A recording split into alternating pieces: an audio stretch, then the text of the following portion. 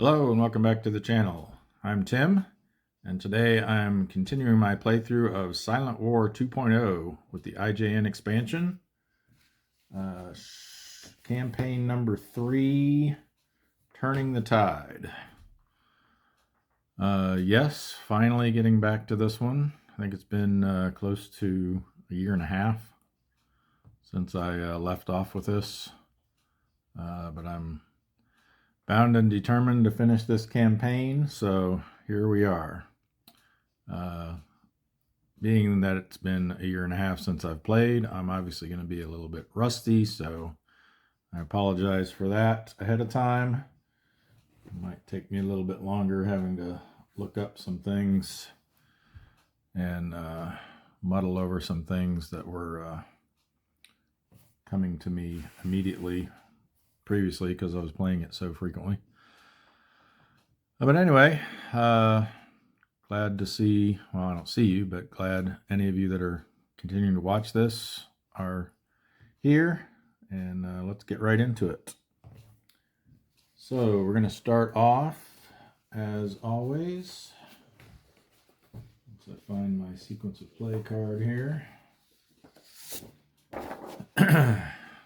with the war or strategic segment. So we're starting off with the war event phase. I guess I should point out we're up to week 1 of April of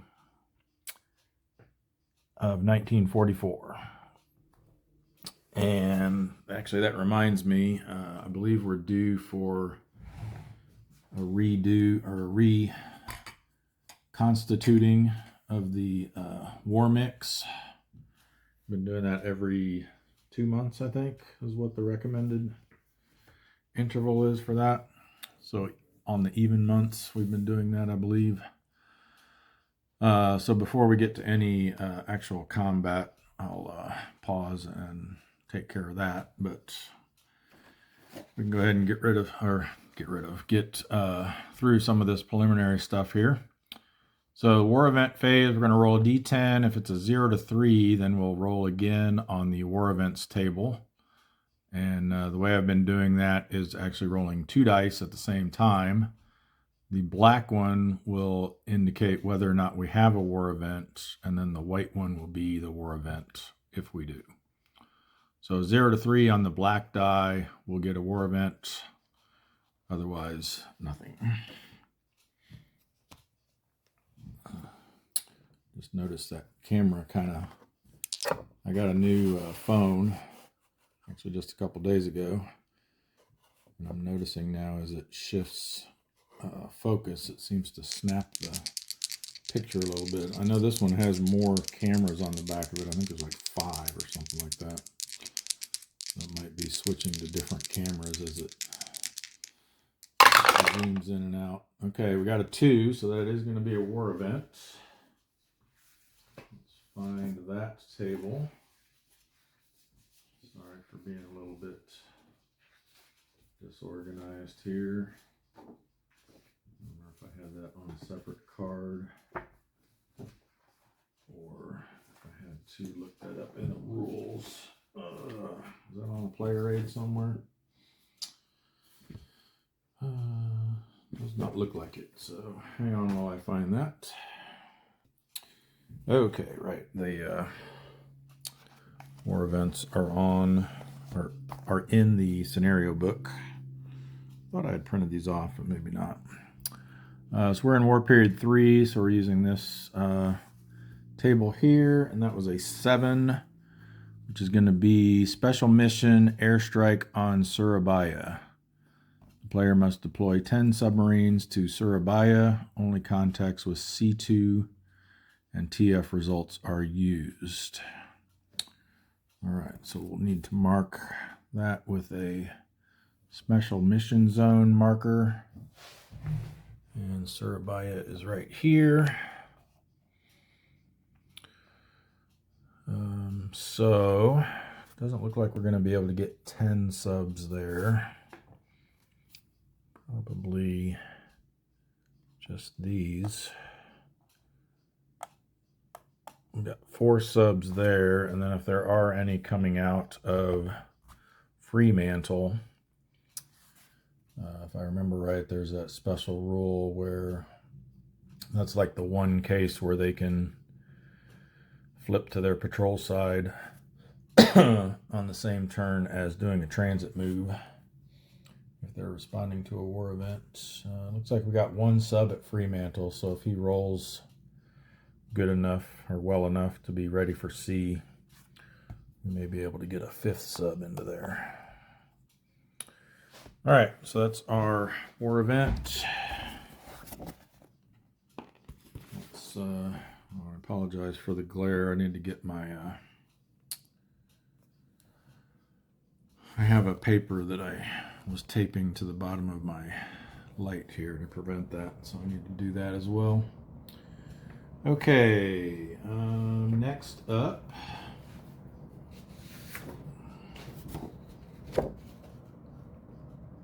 is the torpedo improvement phase. I was checking on this before I got started back into this.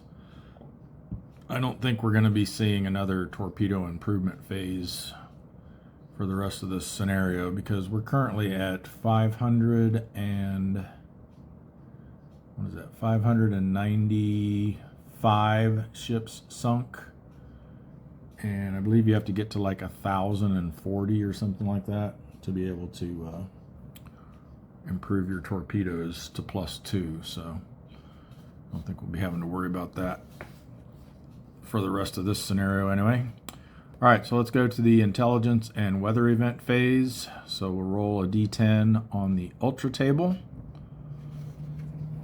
See what that comes out to. Yeah, you just see that pop again? Yeah, it's definitely,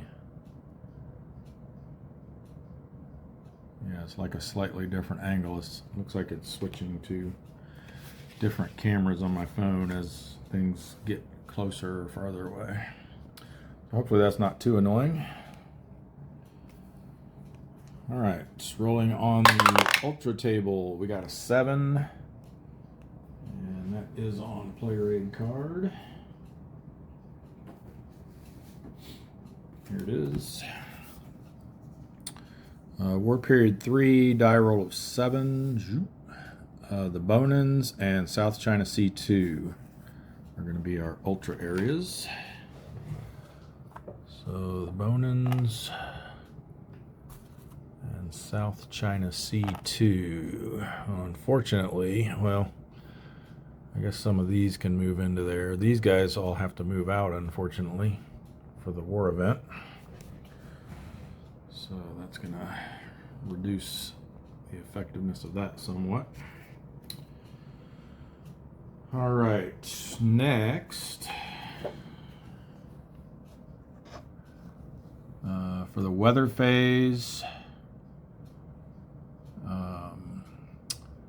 check for storm movement, new storm formation, and immediate weather effects. Let me check. I need to remind myself here. I think there's certain times of the year where you don't roll for weather.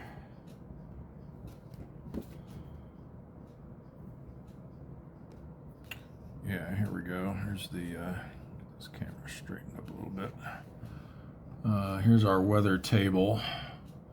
So we just came out of February and March where we weren't rolling for weather, but now that we're in April, we do. I think that 0 is, I don't remember. I don't remember if that's a die roll modifier or. Let's check the rules here just to remind ourselves. So this is for weather. Step A is existing typhoon movement. We don't have any existing typhoons. New weather event formation and location. Here we go. Roll a D10 for the month the turn is in if the die roll is less. Okay, so that's the target number. That's right. So basically we have to roll a 0 to get a storm to come up, and if it does, then we'll roll down here to see where it shows up.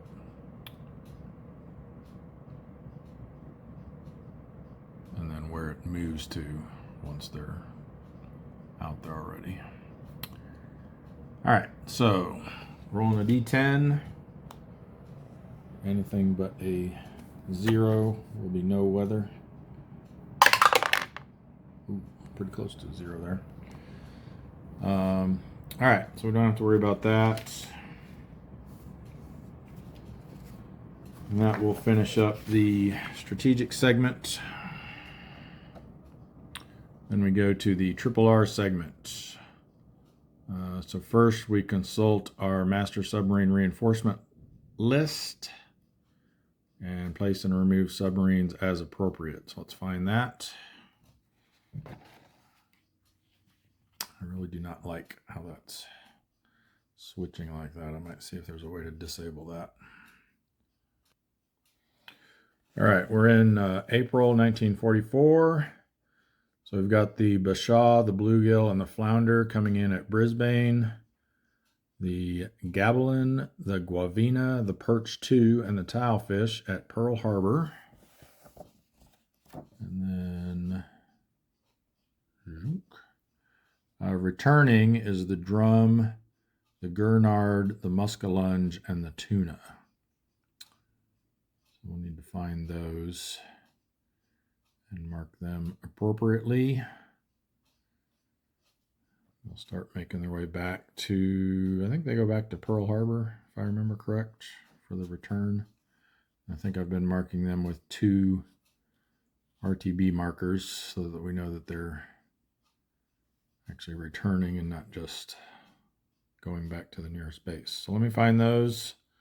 We'll get them out there and we'll get the ones that are returning marked as well.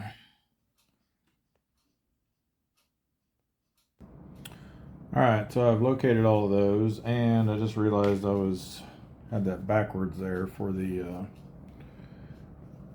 ones that are returning. They're not returning back to Pearl Harbor. They're returning from Pearl Harbor, so they're coming back to us. Withdrawal, or where you have to send them back. So we're actually getting these 4 subs back this turn. They're all currently in the West Coast box, as well as these 7 new ones. So we've got the Bashaw, the Bluegill, and the Flounder right here. Wait for that to switch again. And they're all coming back in to Brisbane. And I believe they go into the broom box there.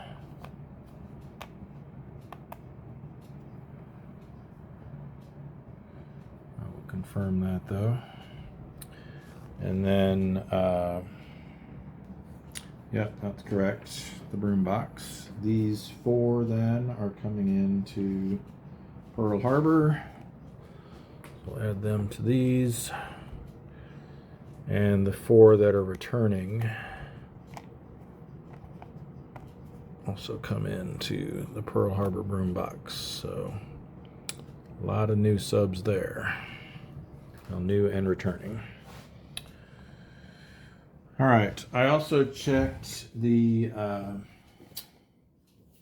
IJN counters to see if there were any that were entering this month, and there were not. There are 3 that were scheduled to leave this month. The DD Wakatake, the AO Naruto, and the AO Sata, but they've actually all been sunk already, so don't need to worry about removing those. All right, I think that does it then for the reinforcement phase. Next up is the ready submarine phase. So we'll be rolling for each of the, well, any that are at pier side will go to ready for sea. And then we'll be rolling for those in the broom box. If they roll less than or equal to their readiness rating, they go ready for sea. Otherwise, they're in the pier side. So we're going to start over here with our submarine tenders. So we've got this all in the shot here. There we go. All right, we've got the, I believe I was orienting these this way previously just for this reason. So let me switch these around. All right, so these that are ship side go ready for sea. Guess I should do that elsewhere as well. Looks like we just have the one in Pearl Harbor, the Greenling, who has a super skipper. They'll be ready for sea, so I got them moved off camera there. All right, so starting with the Fulton, remember this is their readiness number in the upper right-hand corner. So he's looking for a 5 or less. Nope. So they go ship side. 5 or less for the Batfish. Nope. Then we need a 4 or less for the Tarpon. Nope. Wow, rolling poorly here. 4 or less for the Sailfish. No. Wow, a lot of 9s. All right, up here we've got at Fremantle, just the one sub, Silver Sides, they need a 5 or less. Wow. We've got a few here at, let's just pull them down here, Brisbane. So we've got the, what is that? Got a little glare there. The Bashaw. Oh yeah, these are our new ones, right?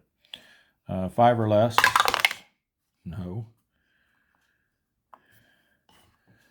Bluegill. There we go, finally. Remember in this game, the 0 on the 10-sided die is a 0, not a 10. And then we have the Flounder. No.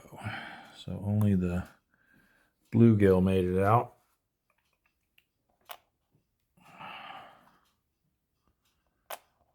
And then this big stack at Pearl Harbor.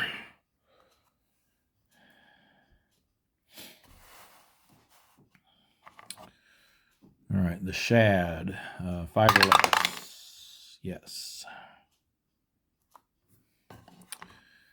The Albacore, 5 or less. No. The Drum. No. The Muskellunge. No. Well, we should have a big week next week. There we go, finally. The Gavilan.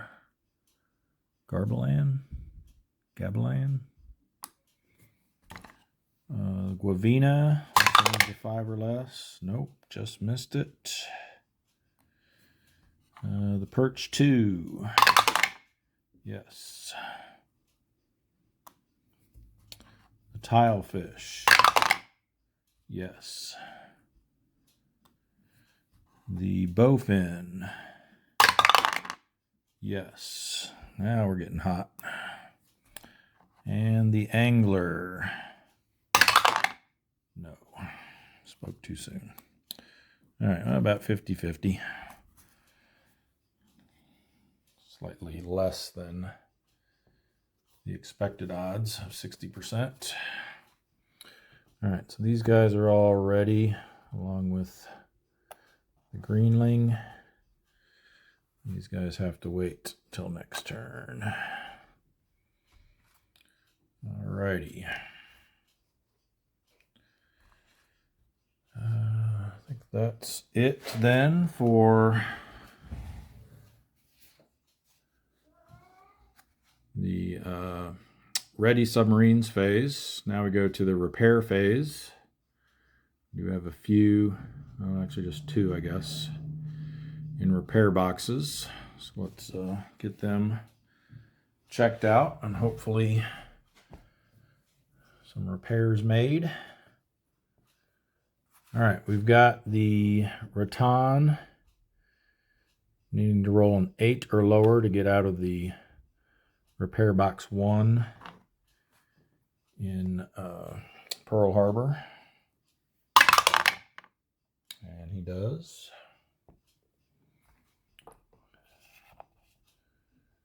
And then we have the red fin needing a 6 or less to move out of the repair 2 box and into the repair 1 box. Yes.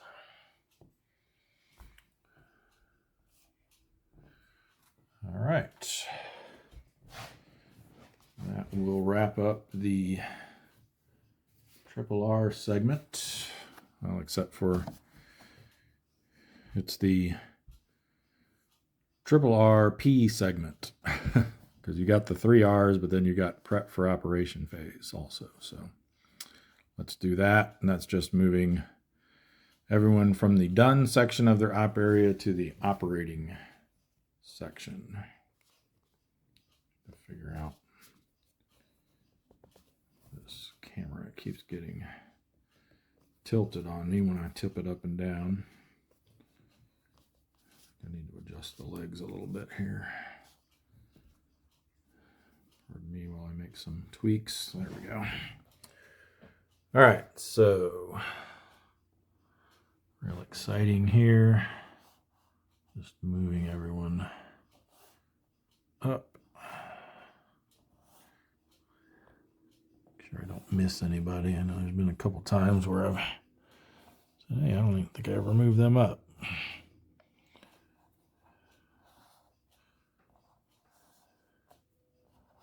Watch that fold in the board there, or that split actually.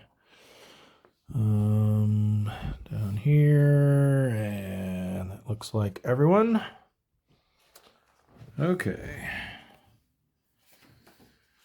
So that will bring us to the operations segment. So I'm going to pause here before we continue. And while I'm paused, I'll go ahead and take care of redoing I'll take care of masking my light there so we don't get that glare on that thing. And we'll get the war mix all redone. So back in a bit.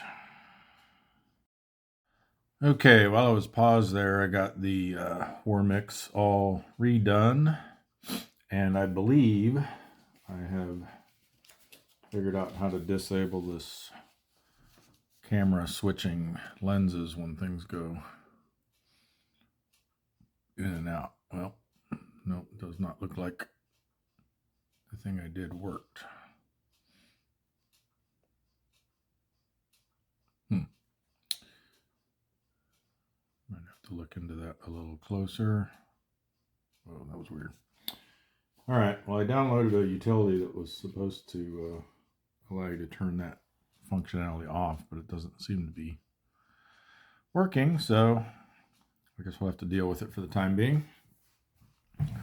All right, so we're in the operations segment. As usual, going to start by returning all of our subs that are returning to base first to clear some room for to eliminate, or not eliminate, but hopefully reduce the necessity for any congregating risk. So we'll get these out of here. All right, so we're going to start here in the Solomons. We've got the S3 here, which is the last of our S boats that were being called back, relegated to training duty following the closure of the Aleutian Islands campaign. So he's going to be moving through the transfer route back to Pearl Harbor. You'll notice for War Period 3, there are no red boxes in either the transfer route and obviously not Pearl Harbor. You don't count the place you're leaving from. So no need to roll for a transit event check. So, and the spotted didn't have any effect anyway since we're not in War Period 1 or 2. So he can just be removed.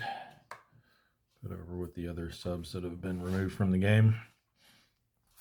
All right, Let's go next to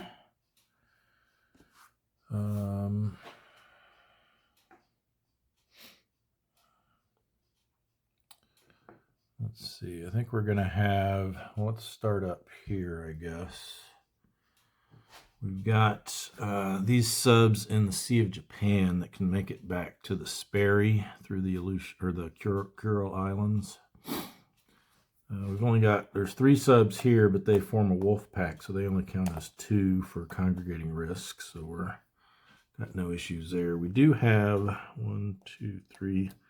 There are 5, however, in the Sea of Japan. So at least the first one is going to have a +1 DRM for congregating risk. And then we also get a +2 for departing the Sea of Japan. So this first one's going to have a +3. The other one's going to have a +2. We're going through the Kuril Islands to the North Pacific. They both have an equal number of red boxes in them, so we'll say that this is the governing op area. So we're looking to not roll a 9, but that'll be with a +3 DRM modifier.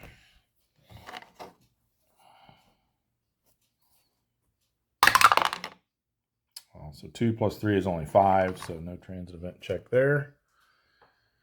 And since he's not damaged, you can just go into the broom box of the Sperry. That was the halibut, by the way. All right, next we have the Parch. Doing the same thing, this time only with a +2 die roll modifier though. 6 becomes 8, so just managed to avoid it. Again, into the Sperry's broom box.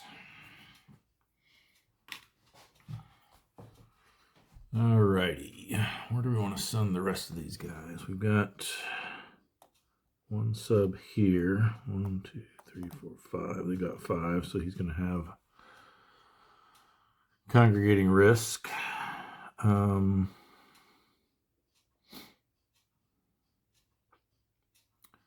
I guess he can get into the Sperry as well. There's currently 5 subs there, so it can handle 2 more. Why don't we go ahead and do that? So we'll send him also through the Kuril Islands to the North Pacific. +1 DRM for the congregating risk here. I forgot. So they get a -1 DRM for being on transit event side as well. So actually this is no DRM for this one. The other ones were actually -2 for the first one and only -1 for the second one. But either way, it was no transit event there. So this is just going to be a straight roll. So as long as we don't get a 9, he's okay. 7. All right. Now he is damaged though, so we have to roll to see if he's going to be allowed to go in at the Sperry. It has to be superficial damage, which means we need to get a 0 to 2.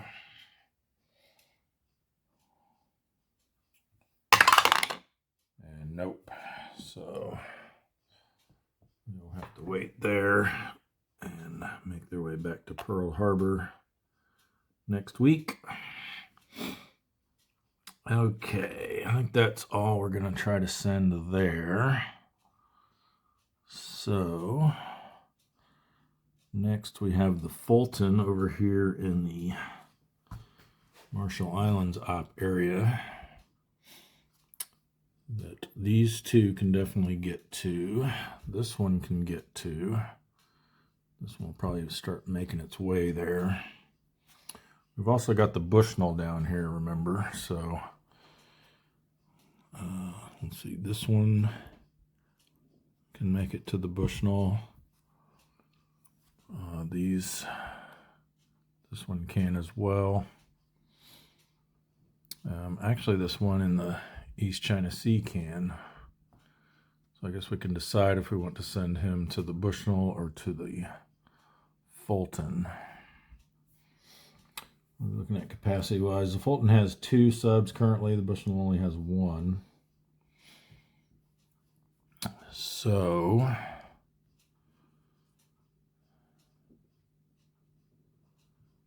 actually, I guess these 2 could also make it to the Bushnell if we wanted to, but I think we'll keep them.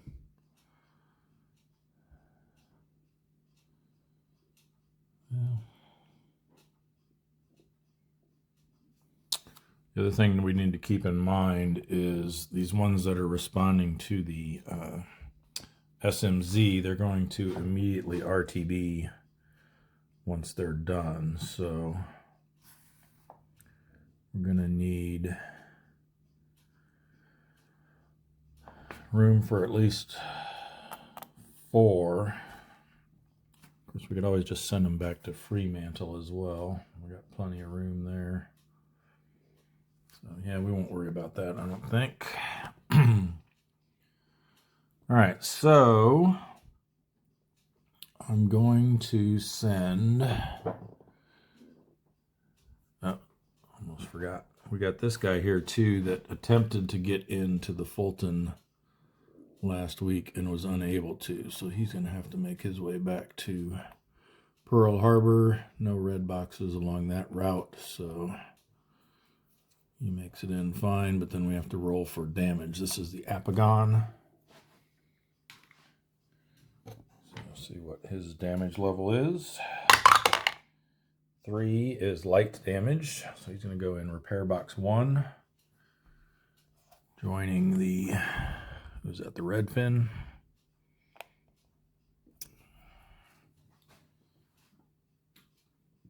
Excuse me. Okay.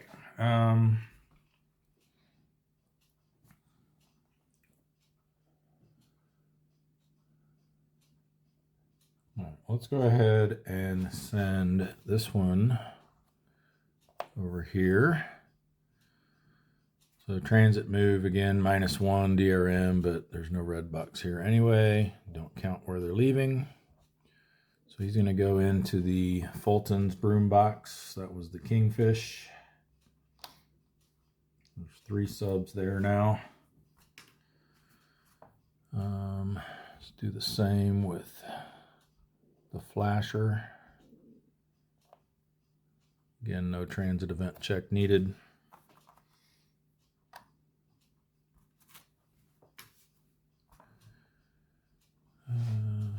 Now we need to decide with the runner, do we want to risk them? They can bypass search and contact and immediately flip to their transit side, I believe, to head back. Probably don't want to risk leaving a damaged sub out, especially given that we've lost, what, 77 subs already? So, yeah, so what we're going to do is have this one voluntarily RTB. Like it's a voluntary RTB marker. And see if we can get him in at the Fulton. Again, we need to roll superficial damage. And we do not. So he'll have to stay there till next turn. All right, I think we'll go ahead and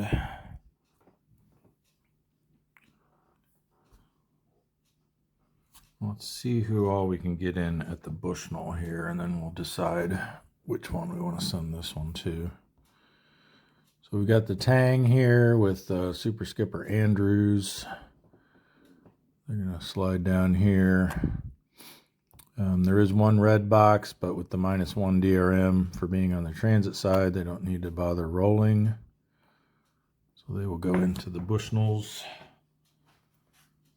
broom box.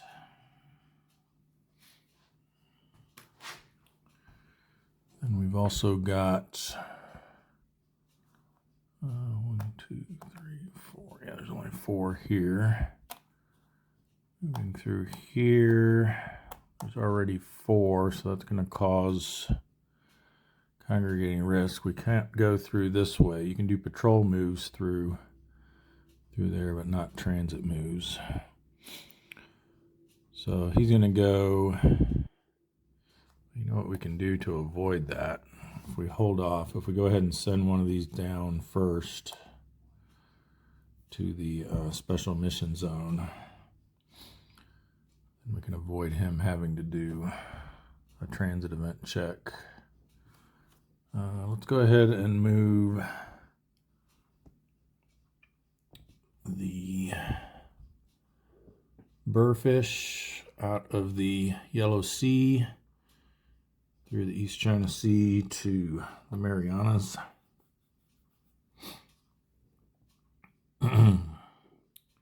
So that's going to be +1 to their transit event check for leaving the Yellow Sea, but then -1 because they're on their transit event side. So 1 red box in each, so we'll make this the governing one. The only thing that matters is if you get a some sort of result from the transit event, you have to stop in the whatever's the quote-unquote governing op area. So, all right, so anything but a 9 is what we're looking for. Whew, close. All right, so they'll hang out there until next week.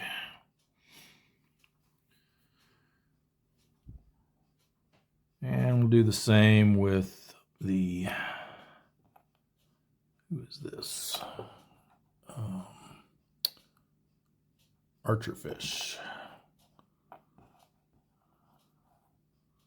We'll slide through there again. Anything but a 9. Ooh, okay. So he's got a potential transit event. We'll roll for that. So the way the transit events work, just as a reminder, since it's been a while, the first die roll will determine the row. We're in War Period 3, so we'll be using this middle column here. And then the second die roll will determine the actual result. So the black die will be for the first die roll, white die for the second, and a 7-6, that might be something. 7-6 is green, which is spotted. So they were spotted going through there.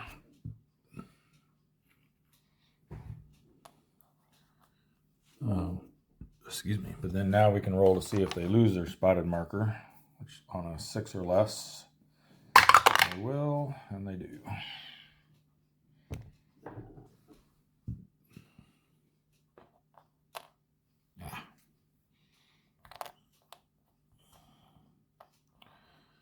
All right, so they are done for this week.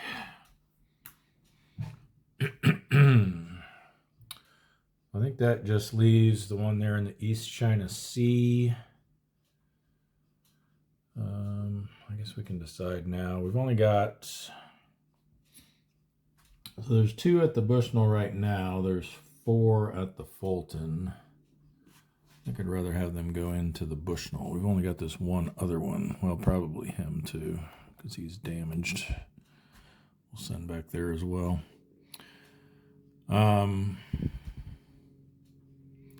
Yeah, so let's just go ahead and move this one down through the North Philippine Sea to the South Philippine Sea. Only 1 red box along the way. Transit side, no event check. He also goes to the broom box of the Bushnell. All right, so now we're going to move one of these guys out of the way to make room for those other subs to move through. So we'll go ahead and start with the swordfish, I guess. Oh, we don't have very good subs to send to this thing. New S2s and Ts. All right, so they're going to go patrol move down to the Java C. I need to double check if the narrow and or shallow have any effect on this.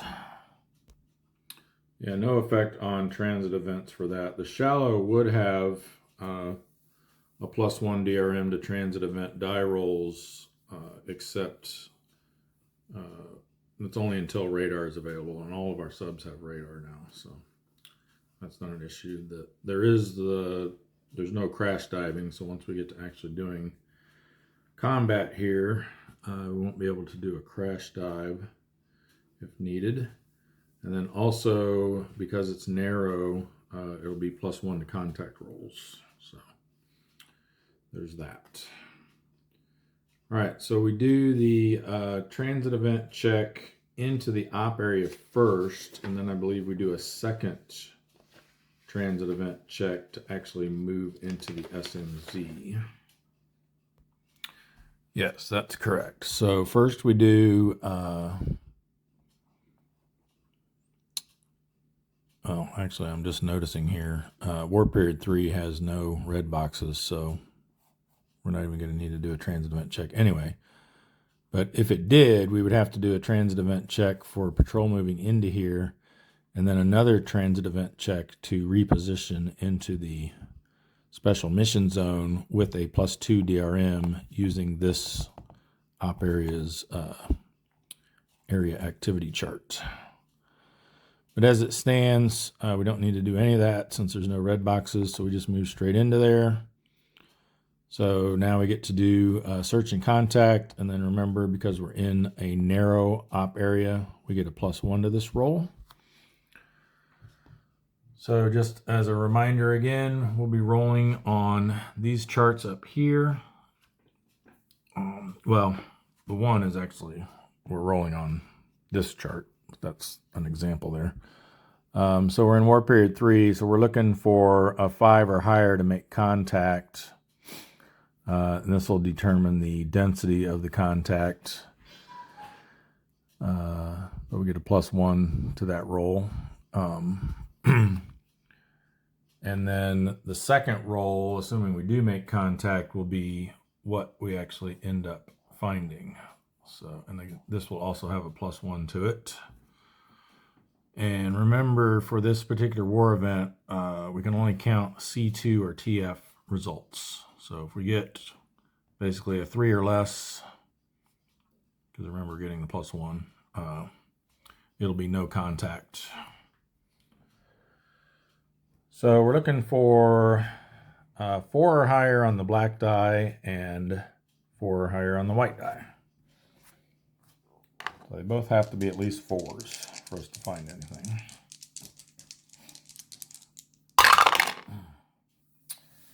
And we got a 0, so that's a big nada.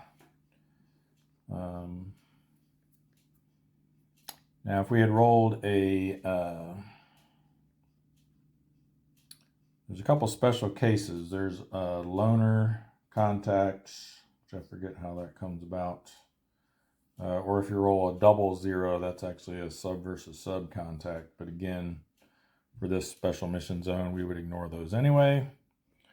So that's a big fat nothing. And since we're in an SMZ, we immediately RTB involuntarily after either finding something or not finding something. So we're just going to send them back to Fremantle. Not the Fremantle, to Fremantle. So swordfish will go into the broom box at Fremantle. And that has now freed up a spot here so we can move these guys through without congregating risk. So he's going to come down here. This is the snapper. Here, over to here. One red box in each of the op areas, but on transit side. So again, no trans event check. And they go into the Bushnell's broom box. And then we're going to voluntarily RTB with the skipjack. I'll get the marker out just for the mechanics of it, but it's going, well, it may not be going away because he's damaged. So again, moving through here to here. Now we have to roll to see if he's allowed in at the Bushnell. Needs to have superficial damage, and he does not. So you'll have to head back to Fremantle next week. All right, I believe that's everyone for the returning to base. So I guess we might as well go ahead and finish out our special mission zone. We've got the gudgeon going in. Again, no transit event checks needed. So search and contact with a +1, looking for at least a 4 on both dice. There we go. 5 becomes 6 and 4 becomes 5. So 6, 5 is going to be 6 is going to be sparse density, and 5 is going to be a large convoy. So we look over to this engagement table for a sparse density war period 3 large convoy, and it's going to be 1, 2, 1, 1. But let me double check if there were any other. I was thinking there was something else about SMZs.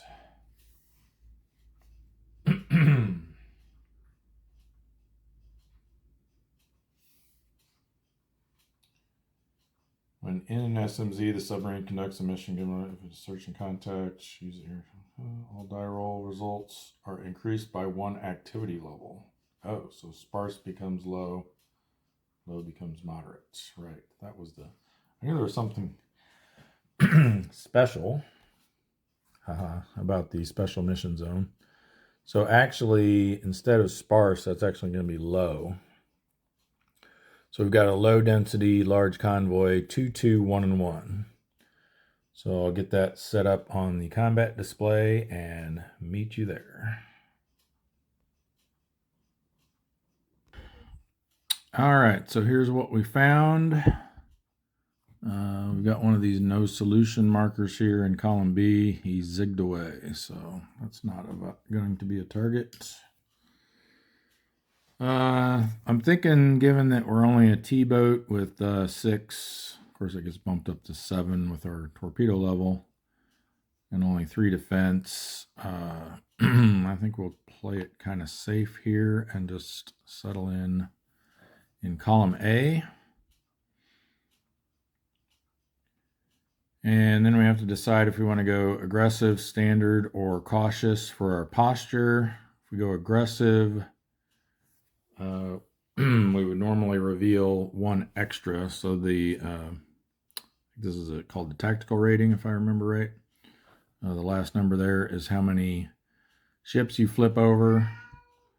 And when you go aggressive, you can do, you have to do 1 extra. But in this case, we can only do 3 anyway, setting up here in column A. So aggressive would give us the advantage of having a +1 die roll modifier on our attack roll, on our 2-hit roll.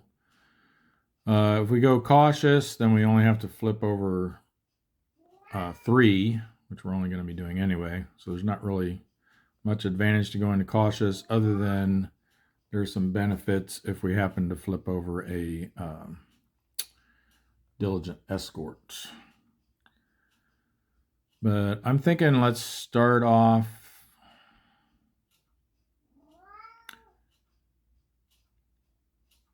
You know what? Let's just go aggressive right out the rip here. So we're going to reveal these 3. Ooh, it's an aircraft. That's not good. Okay. 2,000-ton merchant. Oh, and an auxiliary. Now I'm trying to remember. That's an armed auxiliary, but I think that might get replaced with an IJN since it's an AO. I will double check that. Yes, all AOs and APs get replaced with an auxiliary, and we actually only have 2 of those left. And if you remember this HSK-9 Michael can only be encountered in very specific situations. I think it can only be encountered as a loner, if I remember right. Yeah, here it is. The German merchant raider only encountered under the loner rule. So if it's revealed, I'm not sure why it says if it's revealed on the tactical display. It wouldn't be revealed that way. It would be drawn from the pile, but if it's drawn when you go to replace one of these, you just draw another one. So since we only have the 2 left, that means it's going to have to be this one. So that's good for us. This can go back to column B. And yeah, other than the aircraft, looks like a pretty decent setup here. All right, so now we need to draw TDC markers for each of these.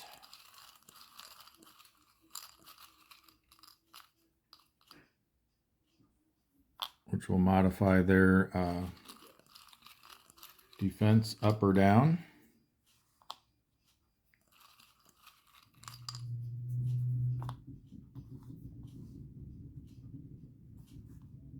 Or perhaps neither.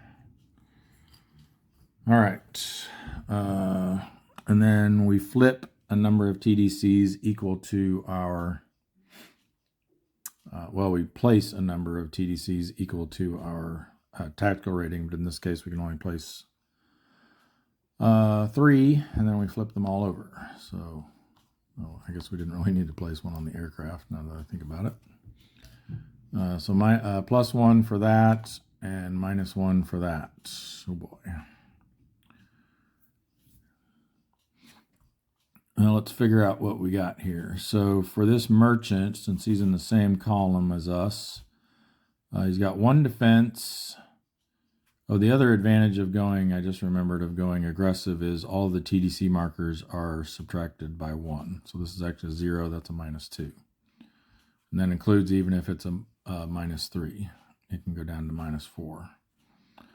So this is 0. So we got 1 + 2 from the aircraft. So they've got 3 defense. We've got 7 attack. So this one's going to be a 4 to hit. Over here, since it's over a column, they get a +1 for that. So 3 + 1 is 4, -2 for the TDC is 2, plus another 2 for the aircraft is 4. We're a 7. So that's going to be a 3 to hit.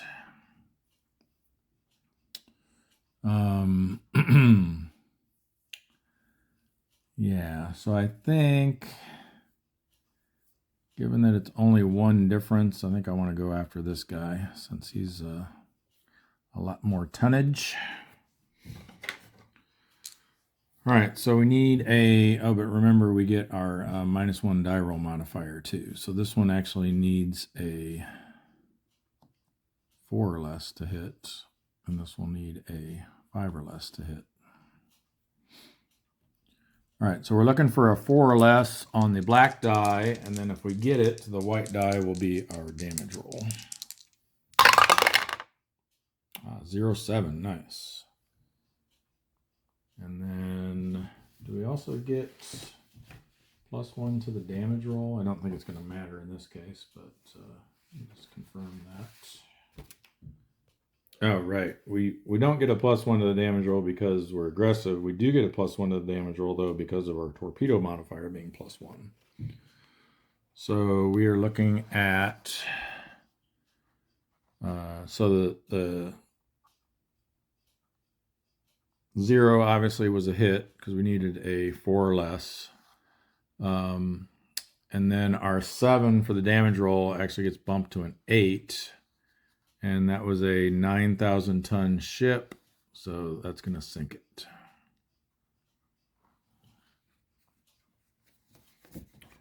So the gudgeon, mark this down so I can put it in the spreadsheet later. Gudgeon, 9,000 ton, AX Goshu Maru. I guess I should have mentioned what the name of the ship was. Goshu Maru. So that will go over to our pile of shame. And we can tick that up over here. One ship and 9,000 tons. So basically this is going to go back 1. This will go up 1.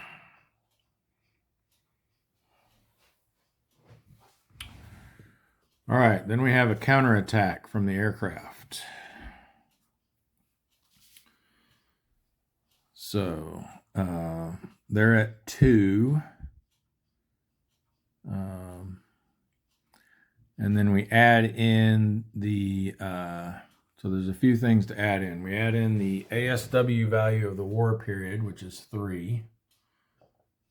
And then we add in the number of red boxes in the op area, which is none. So 2 plus 3 is 5. Our defense is 3. I was thinking something about the either narrow and or shallow might have affected that. Yeah, -1 to the submarine defense value in shallow. So our defense value is actually only 2.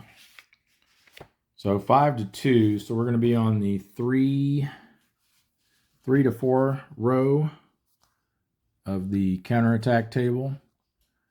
And then for modifiers, we've got +1 because we were aggressive. And it's not the reattack round. And we're not spotted. And we don't have a damage marker. So it's just going to be a +1 on the 3 to 4 row.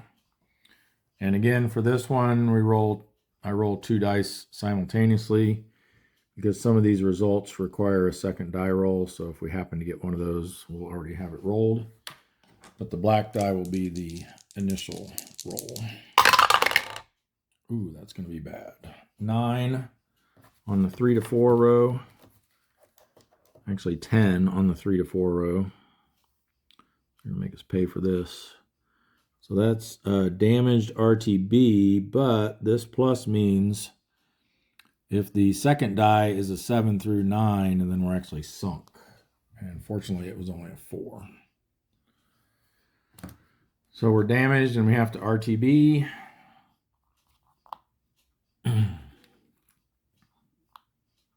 But I'd say that was worth it for, we were going to have to RTB anyway. And I say that was worth it for the 9,000 pounds, 9,000 tons that we sunk. All right. And again, because we're operating in an SMZ, we immediately RTB. So they're just going to head back to Fremantle. And we'll roll for their damage. Ooh, 8. Heavy damage. They're going to go in box 3. They might be there for a while. Because at Fremantle, you have to roll a 3 or less to get out of repair box 3.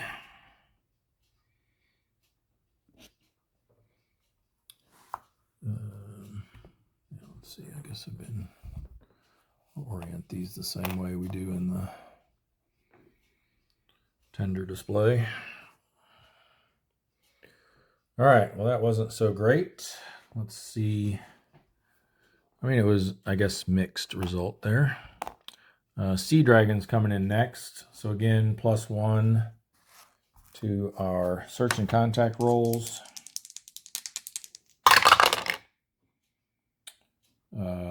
Yeah, they needed to both be 4 or higher, so they found nothing. So they will immediately RTB back to Fremantle, to the broom box. And then lastly, we have the Thresher. Well, I say lastly, but actually no, we don't have anybody coming out of Fremantle. So yeah, this is going to be the last one. So the Thresher is going in, +1 for search and contact, and nope. Only got a 4 on the black die, which is just outside of finding something. So they will likewise RTB to Fremantle.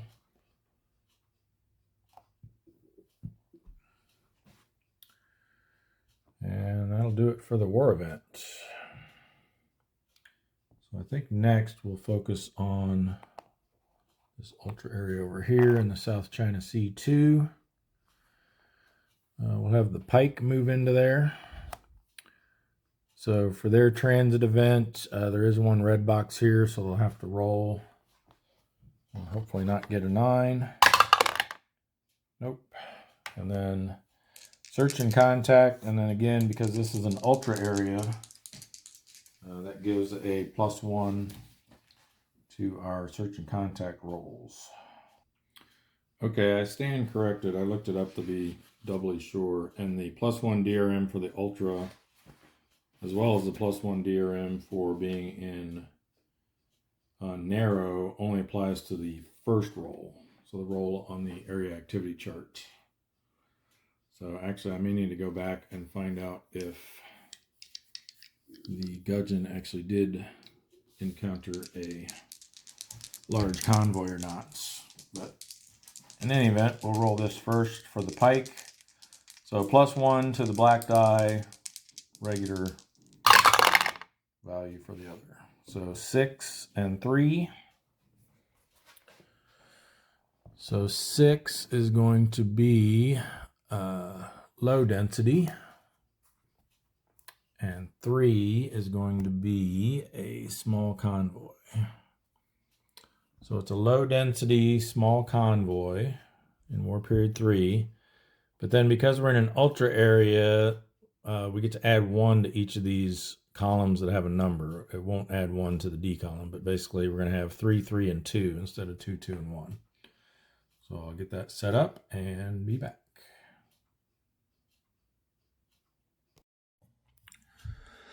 Well, I reviewed the footage from the rolls for the gudgeon, and yeah, I did mess that up. They only rolled a 4 on the white die, which would not have been a large convoy. So unfortunately, I'm going to have to take that ship away from them. So we're back down to here, and we're back up to here, or back down to here on tonnage. And we need to pull that ship back out. Was it this one? Yeah, the Goshu Maru. I'll go back in the auxiliary cup or bowl. All right, so back to where we were. Oh, and by the way, I realized that the little utility app that I had downloaded to switch off the where it won't automatically switch to different lenses was for the built-in camera app, which I was not using. So I've switched to using it now, and it seems from some testing I was doing earlier, it seems to not be doing the skipping around like it was before when I bring something in close. So hopefully that'll take care of it. All right, but here we are. The Pike has encountered this small convoy in the South China Sea 2. So let's see what this is. Too fast. This guy's only a 4. South China Sea 2 is shallow, so he's going to get a -1 to his defense as well. So this is he's only got 1 defense. So we're going to have to play it pretty kind of safe here, I think. On the plus side is tactical rating's only 2, so he only has to flip over 2 targets. In fact, if you go cautious, you flip over 1 fewer. I don't remember. Yeah, you reveal 1 fewer if you go cautious. So we could try to just sneak in, do a cautious attack on something that we think might be safe. And then bug out.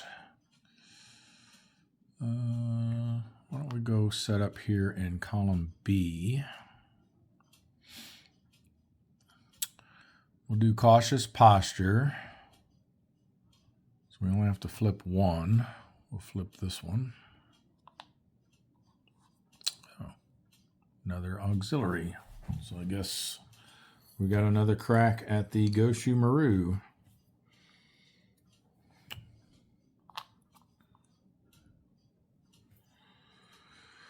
All right, that was from cut B. And then we do still have to place 2 TDC markers.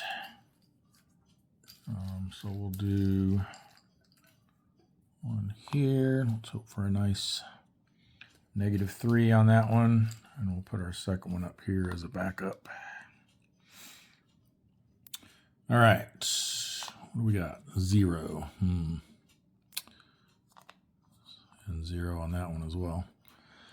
So we're a 4 plus 1 is 5. He's a 3. So we need a 2 or less.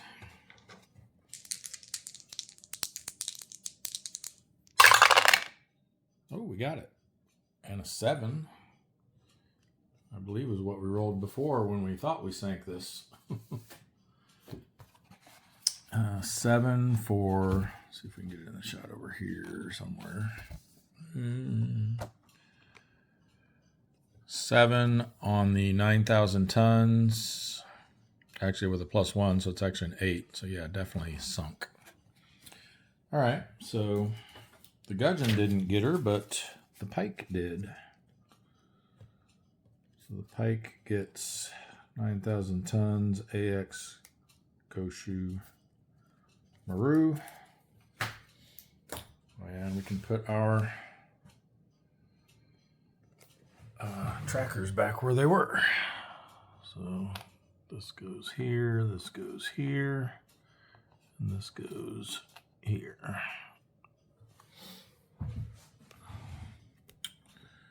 And back to the pile of shame for the Goshu Maru. All right, no counterattack. We could just make sure I didn't miss anything else with cautious. The only other thing is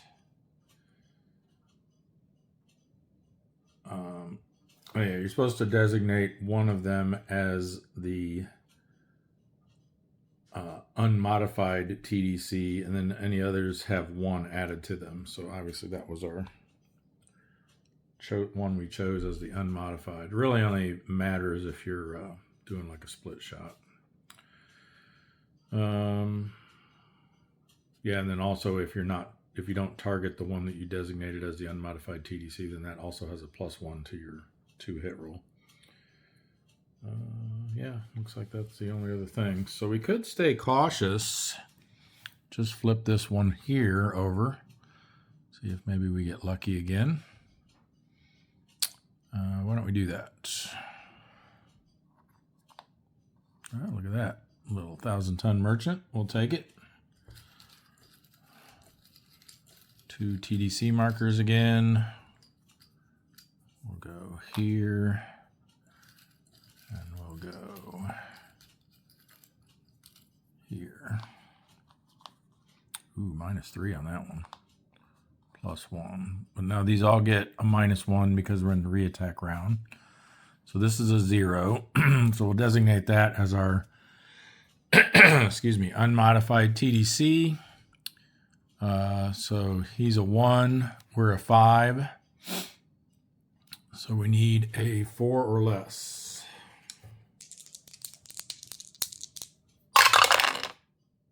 No such luck this time. All right, but again, no counterattack. I think I might have said reattack before. I meant counterattack. No counterattack. So now we have to do an endurance check. So because this submarine is a C rating for endurance, and our torpedo value is 1, none of these modifiers apply. We didn't bypass search and contact. We didn't encounter no enemy contacts, or we're not damaged, and we didn't go aggressive. So we need a 5 or less to stick around. And we do.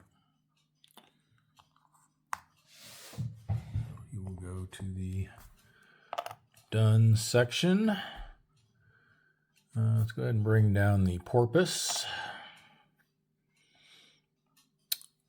Search and contact with a +1.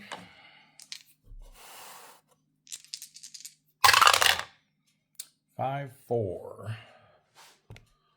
So 5 is going to be a sparse density, and a 4 is a small convoy.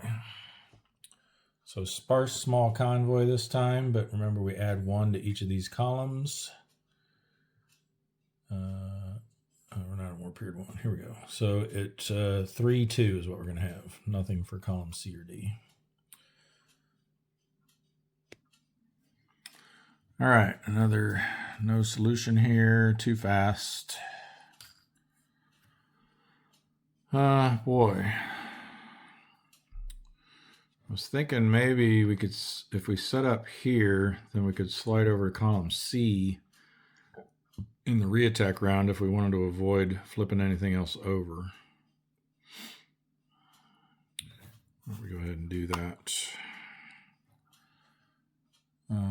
And we will go, do we want to do cautious again?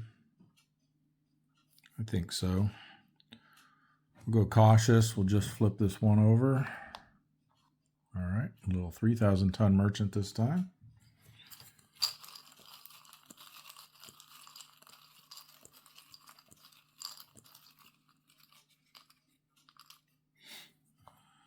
Put one TDC marker there, and the second one here. 0, -1. Nice. Okay. This will be our unmodified. So he's a 0. We're a 5. We need a 5 or less. Got it. 4 becomes a 5 because of our torpedo rating. And for our 1, or no, this is 3,000 ton. Well, 1 to 4 is all the same. A 5 is enough to sink her. So the porpoise gets a 3,000 ton merchant. This, whoops, not supposed to see that. But I had already decided what I'm going to do for this round, and we won't have to flip that over. So another ship. And 3,000 tons. 1, 2, 3. Where's this up? This goes to here. All right, no counterattack. We are going to slide over to here, remain cautious, and just flip over this one. Oh, a combat event. Interesting. All right, let me find that chart. I know I did print that out on a separate piece of paper. So I roll a D10 for that. Actually, I think there's a couple of these that require a second roll, so I usually Roll both dice. So a 3 is not good. Japanese patrol bomber spots submarine. Submarine is spotted and attacked by a Japanese patrol bomber. If able, attempt a crash dive. If unsuccessful, roll a die immediately on the event aircraft line of the counterattack table and apply the results. Proceed to the endurance check. If in tropical storm or typhoon, ignore this event. All right, so I believe because we're in shallow water, we are unable to crash dive.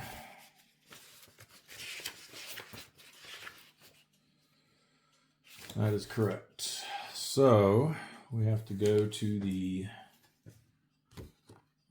aircraft,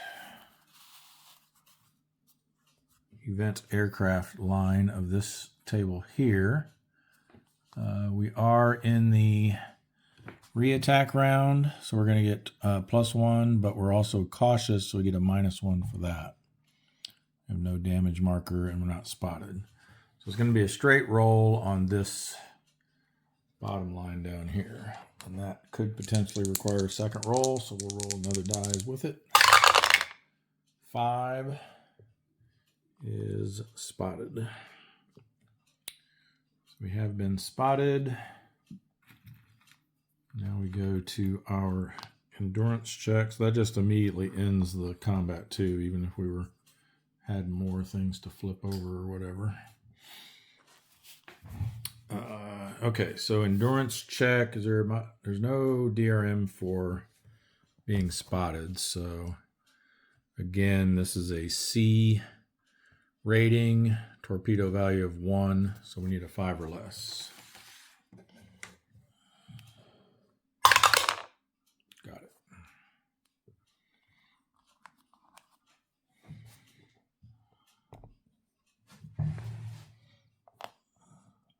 Oh, and we can roll to see if we lose our spotted marker. 6 or less. Yes, we do.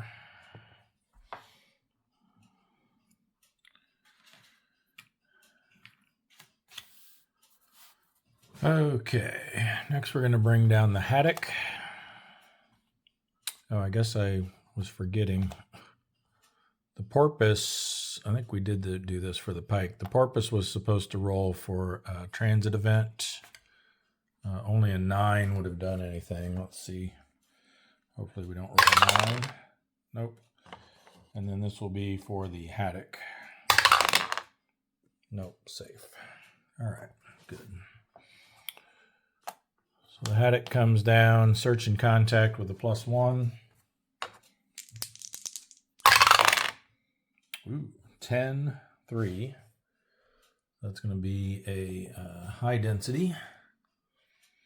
And 3 is going to be a small convoy. So a high density small convoy, war period 3. We're going to have 4, 3, and 3. All right, this looks a little bit scary. We are a Gato class, so we got 8 attack factors.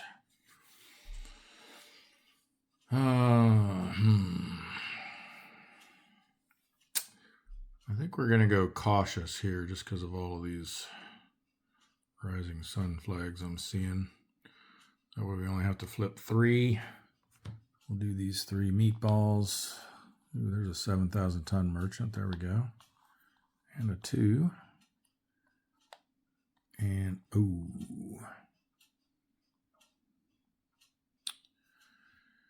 All right, diligent escort. Let me refresh my memory on this. So because we went cautious, there's a -1 to his, to non-diligent escort counterattack die rolls. That's right, okay. But we get to roll 1 die for each diligent escort revealed. If it's greater than the diligent escort's ASW value, then it's treated as a normal DD with 1 subtracted from its ASW value. And if the die roll is 0, then they get a +1 DRM to their counterattack, their diligent escort counterattack.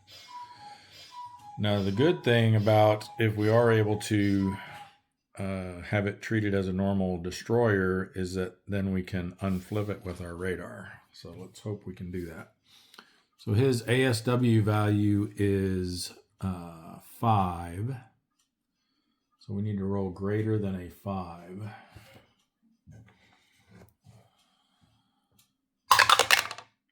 And we do not. But at least it wasn't a 0.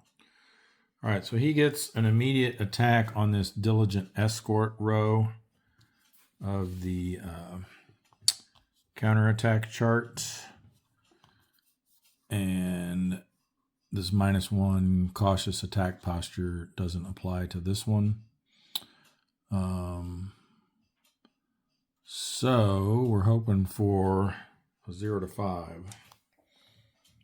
We don't need to roll a second die for this one. Sure, now we roll higher than a 5. 6 means we've been spotted. Okay, that's not too terrible. Although it will give them a die roll modifier for their counterattack, unfortunately. All right, so let's see if we can get away with nailing one of these before, and then we can bug out of here. So for our 4 TDCs, I'm just going to put them all on these ones in column A. Hopefully we get a nice -3 on this one.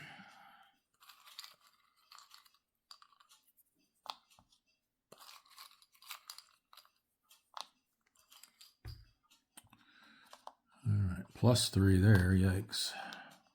+1, not good. -2 there. +2 there, come on. This is going to be rough because he's adding 5. So this is an 8, 9, so we can't hit that one. I think we're going to have to go here unless we want to take our chances with that, but that could end up being a destroyer or something. Although I think if we target, since it's the first round, if we targeted him, he wouldn't get to add his ASW value. But I think we'll play it safe and go here. So this is going to be 3 plus 5 is 8. So we do have a chance to hit it. We need a 0 though. So let's see if we can get it. Nope. And now for the counterattack, they've got 5 plus, there's 1 red box, so that makes 6, and 3 for the war period makes 9. We are in shallow water, so our defense is only 3, so that's going to put them on the 5 to 6 row over here. We do get a -1 for being cautious for this particular roll, but then we also have a +1 for being spotted. So it's going to be a straight roll on the 5 to 6 row. Ooh, 8. That's going to be really bad. 8 is orange. Okay, at least we don't have a chance of being sunk. So damaged and RTB. So we've got the trifecta of markers here. We're damaged, we're spotted, and we have to RTB.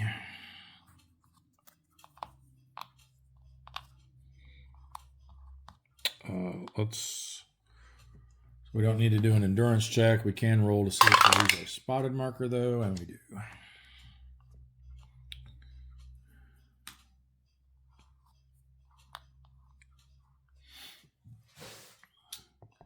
That was kind of rough.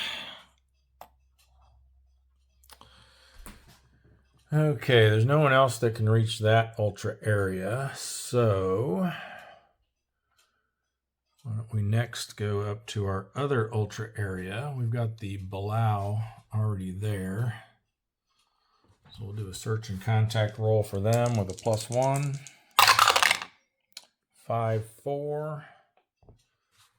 5 is going to be sparse density, and 4 is a small convoy. So sparse small, with an extra ship for each one is going to be 3 and 2 again. Okay, well, I'm going to do this trick again of setting up in column B so we can move over to column C in the reattack and not have to reveal any additional chits.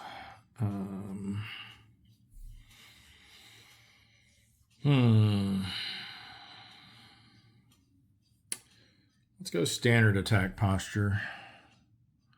That way we have the option to go aggressive in the reattack round.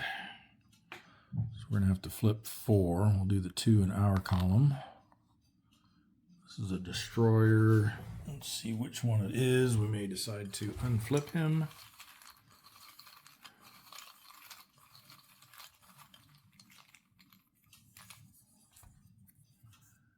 It is, oh nice, we won't unflip him. It's the Kuretake. And then here, ooh. Well, there are no more auxiliaries left. Let me see what happens in that situation. The only one left is the Michael, which can only be encountered as a loner. Okay, I was hoping this was the case, but it says here in the IJN rules that once the AX pile is depleted, and basically, even though it's technically not depleted, I'm going to consider it as being depleted since the only one there is the Michael, which we can't use right now for this encounter at least.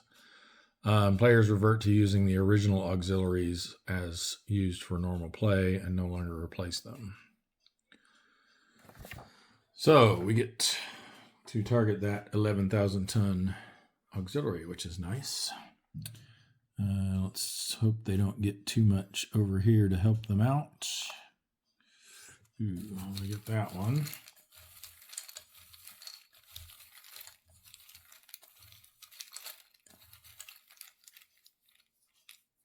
Hope it's another small one.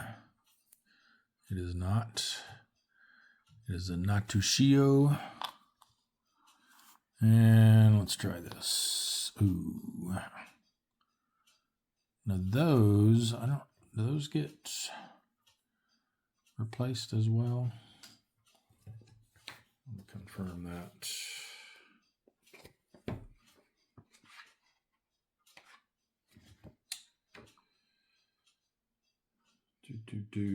Yeah, DD.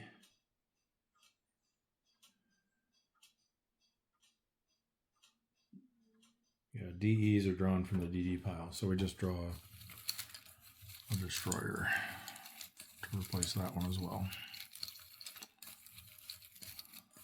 Hopefully it's not another 2.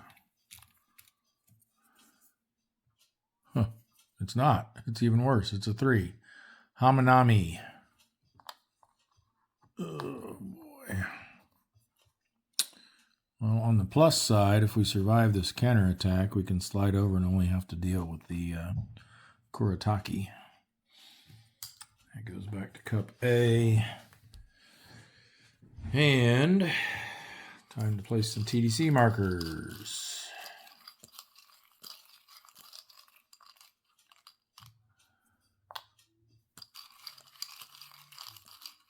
I think I'll put one obviously here. I think I'll put one on that Hamanami just on the off chance that it's the best one to go for and we can actually make a shot at it. It'd be nice to get that one out of the mix.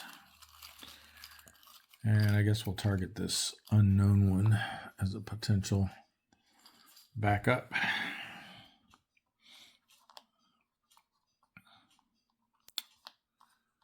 Well, it might be if these end up being terrible. Oh, -2 on that one, +2 there. Yikes. I'm pretty sure this is going to be undoable. 3, 5, 9, 10, 11 and a half rounds up to 12. So yeah, definitely not going after that. We may have a shot at this one though. Because if we target him in the first round, then he doesn't add his ASW value. Pretty sure. There's something about that. Yeah, here it is. A submarine can target one DD or DE escort, and that escort's ASW value is not counted as part of the defense of that unit. ASW values of any other revealed escorts are counted, and it can only be used in the first attack round. We can't do it if we've been spotted, which we haven't been. If a diligent escort has been revealed, not the case. If an aircraft has been revealed, not the case. Or if counterattack or counterattack combat events have occurred, they have not. Or if a member of a wolf pack has already attacked, which alerts the other escorts. So that is not. So none of that's happened. So if we target him, we can ignore his ASW value. So that would be 3, 5, 10 minus 2 is 8. We do have a slim chance of hitting it, so might as well try, right? So we need a 0 to take that out. And we do not get it. All right, counterattack. Oh boy. 3, 5.5 rounds up to 6. We've got 1 red box and 3 for the war period. Makes 10. Fortunately, our defense is 5, and we're not in shallow water. So they're going to be on the 5 to 6 row, and no modifiers. So we're hoping for a 3 or less. 5 isn't great, but also isn't terrible. We're spotted. Okay, I can live with that. For the reattack then, we'll slide over to here. Take another crack at that. Get out of the range of the Natsushio and the Hamanami. Yeah, let's risk going to aggressive as well. So these will get a -2 to each of them. Unless it's already -3, then it'll only get -1. Hope for a good one there. -2 on him again. +1 again. I think it was +2 last time. So, all right. Well, this ends up being a -1, which basically cancels him out. But then they're over a column now, so that gives them 1. So they're a 5. But we are an 8, and we get a -1 to our die roll. So we need a 3 or less normally, but with the die roll modifier, we need a 4 or less. So decent odds, 50-50 chance. Yes. Ooh, 7. That's probably going to be enough. Because +1 for our torpedoes makes that an 8 on 11,000 tons. Is indeed a sinkage. So the Belau gets an 11,000 ton AP. Now this one does not go to the pile of shame because it's just a regular marker. So 11,000 tons. And another ship. Very nice. All right, now another counterattack. This time they only have 1. Half rounds up to 1. And then 1 red box. 3 for the war period makes 5. We're 5 defense, so they're on the 0 row. But they do get a +1 because we're spotted, +1 because it's the reattack round, and +1 because we went aggressive. So it's going to be a +3 DRM on the, we don't need to roll a second die for the 0 row. +3 on the 0 row. Ooh, 11. Yikes. Ooh, almost sunk us. Damaged RTB. That hurt.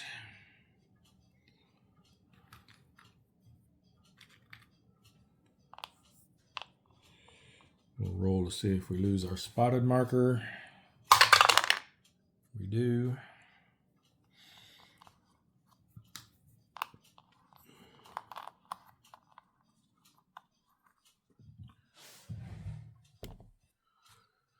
A little Kamatake packed quite a punch there. All right, I think what we want to do next then is bring down our wolf pack.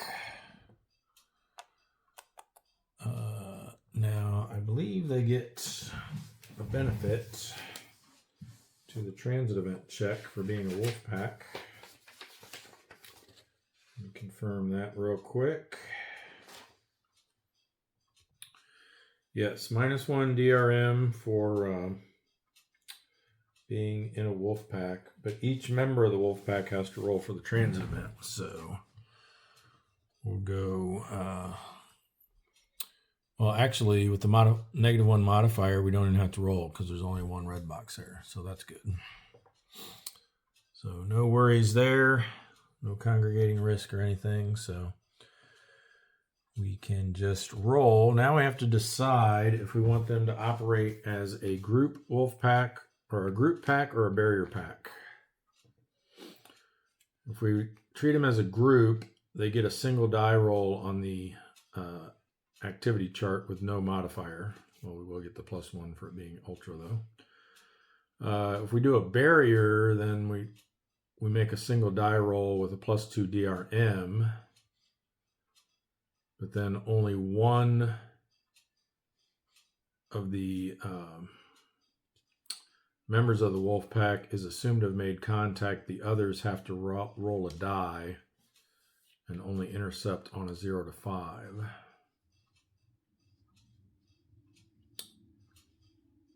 Still considered to be part of a wolf pack though, so, but we could have one or two of them not being able to attack. So I think we'll just stick with the group pack since we already have the die roll modifier for being in an ultra area. So as long as we can roll at least a 3, we'll be good. 6 becomes 7. So 7-2 is going to be a moderate density small convoy. I was hoping for something bigger, but we'll take it. So moderate density small convoy is going to be 4-3-2. All right, well, that's kind of disappointing, pulling this no solution marker too close. All right, so some things to refresh my memory on regarding wolf packs in combat.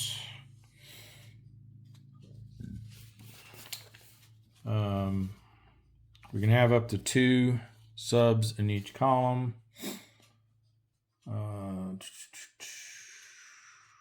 They attack one at a time.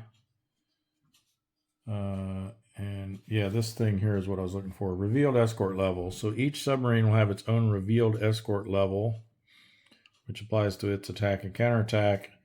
If it has an escort in its column, then that one is applied, obviously.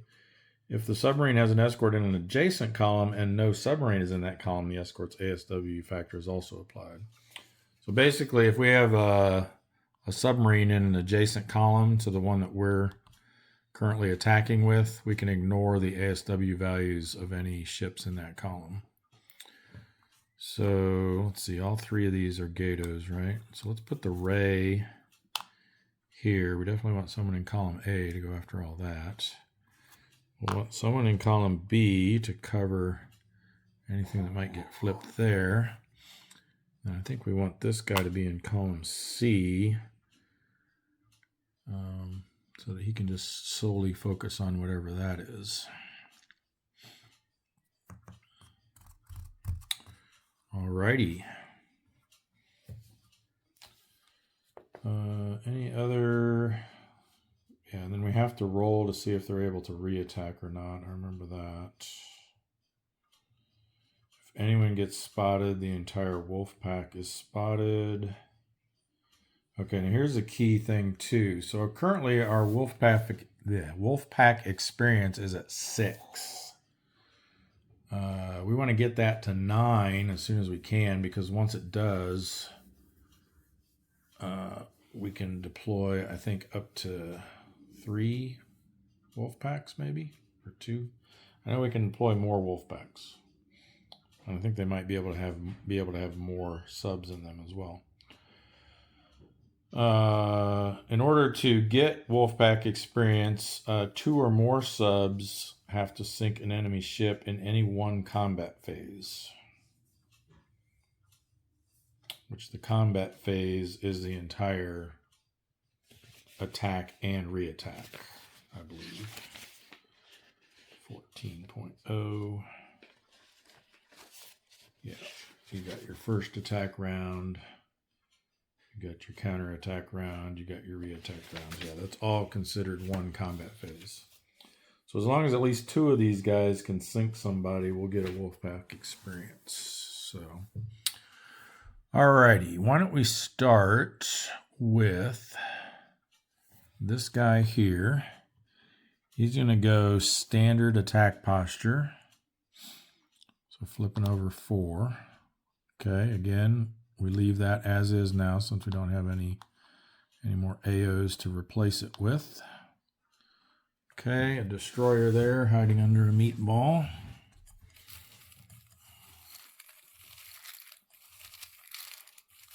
We can unflip one of these, remember.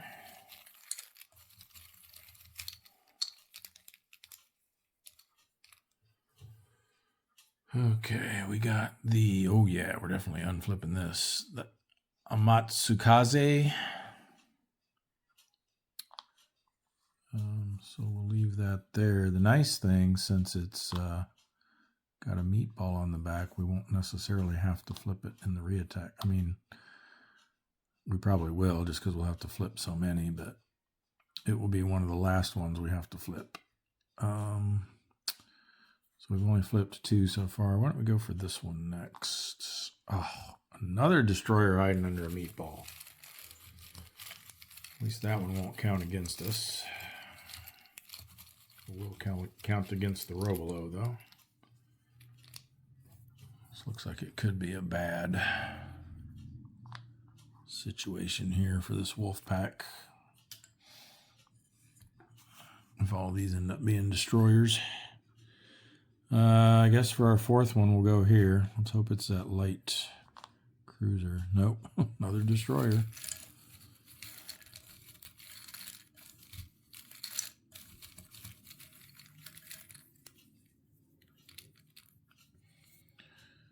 Oh boy, it's the Kazugumo.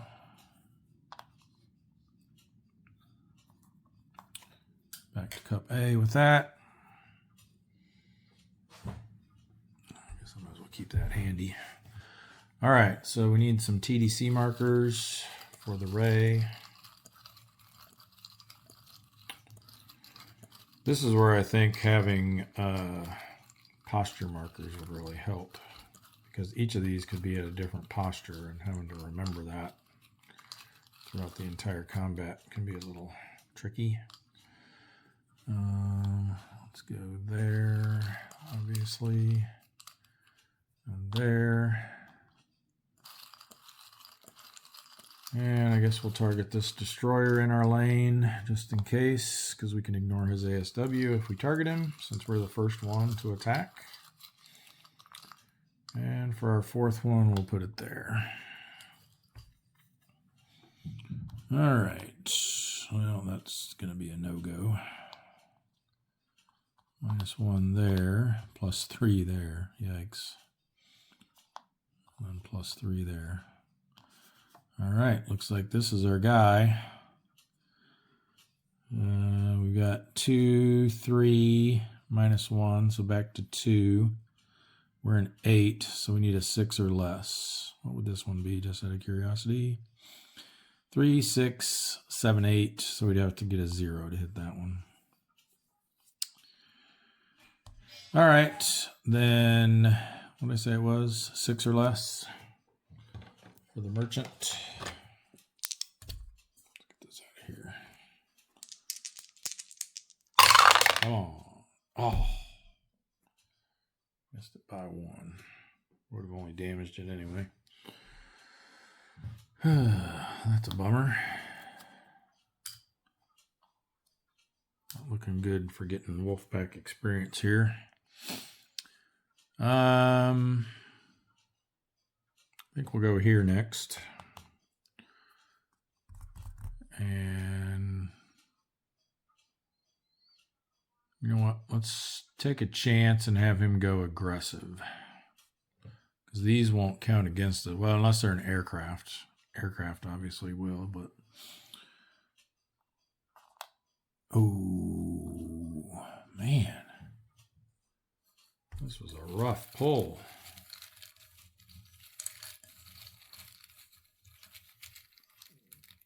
Look for something small. Not too bad. The Hibiki 6-1, just like the placeholder was. Well, we got to flip these two. Another destroyer. This is a very well protected convoy.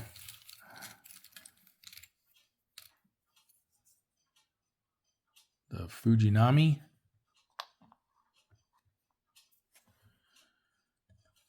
And that's from B. And another destroyer. Oh, Robolo, you got 3 destroyers in your lane there.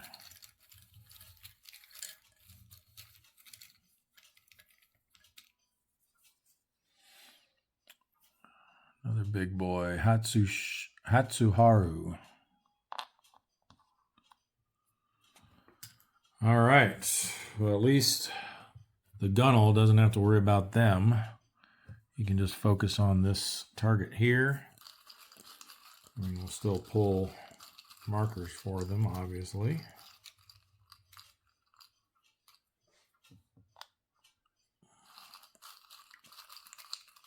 The Robolo is going to be diverting their attention away from the Gunnel.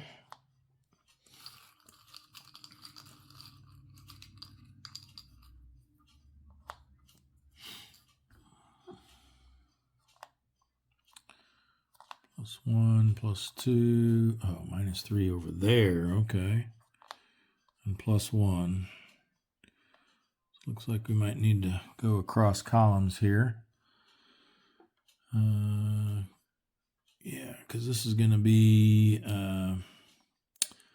6 -3 is 3, but then +1 for being over a row. And then another 1 from this. So that's going to make him a 5. We're an 8, so we need a 3 or less.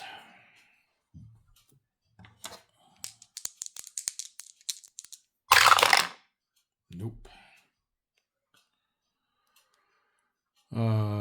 He gets a... Oh, you know what? We forgot to do the counterattack on the Ray. Getting ahead of myself here. So the only one that was involved in the counterattack for him would be this 1 destroyer. So that's 2 + 1 + 3 makes 6. We're 4 defense. So it's going to be on the 2 row, and he was standard, or the 1 to 2 row. He was standard posture, so no die roll modifier. 5. Not great, but yeah, it's fine. All right, and then same thing for the Gunnel. His is only going to be 1 + 1 + 3 makes 5. We're 4 defense. So again, the 1 to 2 row, but he went aggressive. Oh, that's right. I forgot to take that into account. What did I roll for him? I think I rolled a 9. Because this would have actually been a -4. And we would have got a -1 to the die roll. So -4 Makes him a 2, plus 1 is a 3, 4. So we needed a 4 or less, 5 or less with the modifier. I'm pretty sure I rolled a 9-1 though. I will confirm that though. But yeah, here, let's get back to what we were doing. 1 plus 1 plus 3 is 5, minus 4 is 1. 1 to 2 row, but we're aggressive, so they get a plus 1.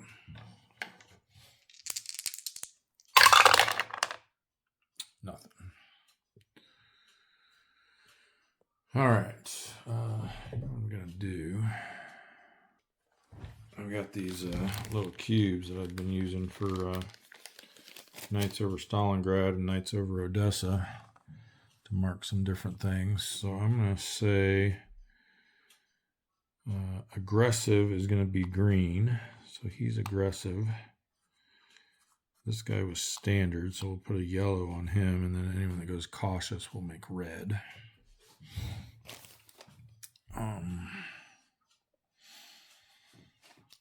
So the Robolo, oh boy.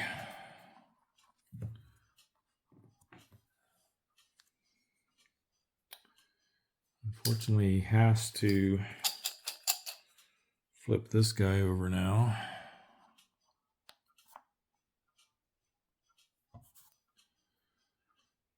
And that goes in cup A. I guess before we flipped it over, we should have said what posture he's going. Obviously, he's going to go cautious to try to minimize the counterattack. So we had to reveal 3, but there was only 1 to reveal. And we will target over this way with 2 of these TDC markers. Hopefully we can get something decent over here. And then we'll go for the 2 6s.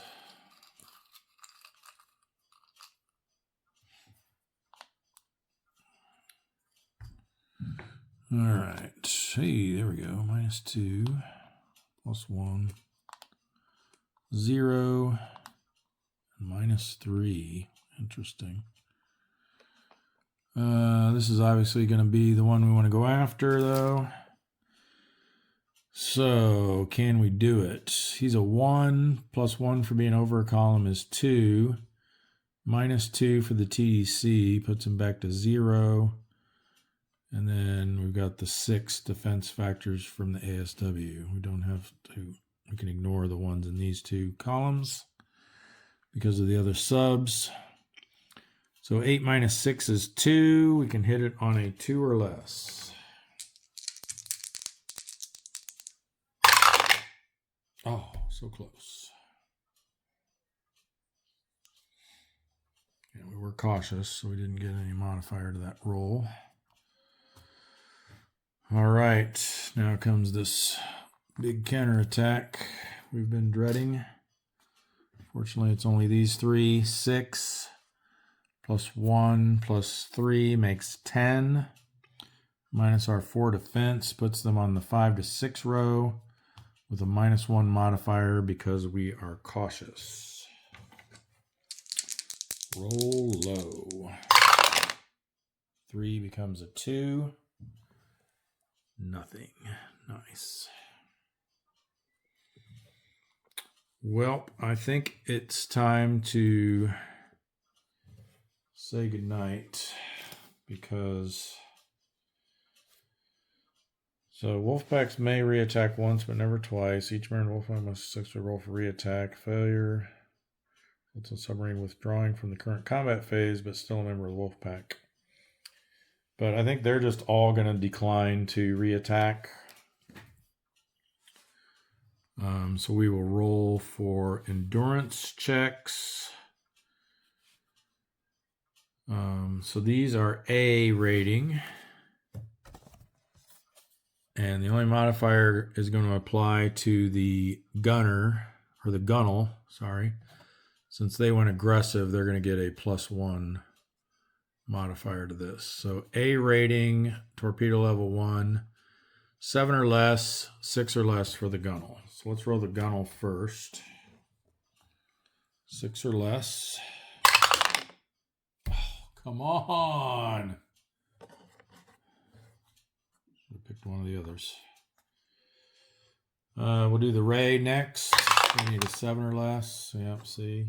And then the Robolo, 7 or less. Oh, he didn't make it either, so I guess it didn't matter. So our wolf pack is disbanded. 2 of them have to RTB. Only the ray gets to stay out. So we'll put him on the bottom. That does mean, though, now we can form a wolf pack with all these subs coming out of Pearl Harbor. So at least we'll have another wolf pack. Well, they'll be transiting next turn, but the turn after we'll have another wolf pack out. Well, that was disappointing. I was really hoping to be able to get another experience point there for wolf packs. Let's see. Do you want to bring anyone else into this ultra area? Or do we just want to have these guys patrol where they're at? Empire Pacific's pretty nice because you can encounter battleships there.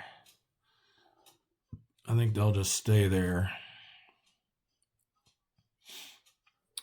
So why don't we go ahead and do them next? So we got the Golay. Actually, do we want to patrol there, or do we want to move them into the East China Sea? I think that's probably what we want to do. Let's actually move the Bullfish up into the Yellow Sea. Or no, let's move them into the Sea of Japan. So they get a +2 die roll modifier to excuse me, to the transit event check. So 8 or 9 is what would normally trigger it. So 6 through 9. And they will have to roll for a transit event. Safe. And then search and contacts. 4-3. It's definitely going to be a small convoy. 4 is going to be low density. So low density small convoy is 2, 2, and 1. All right, column B looks pretty juicy, so let's start there. We'll go standard attack posture. Let's flip this one first. Okay, that gets to stay. Combat event.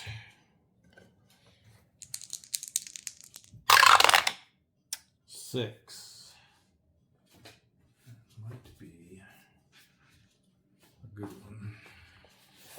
Is that tonnage doubled? It is. Look at that.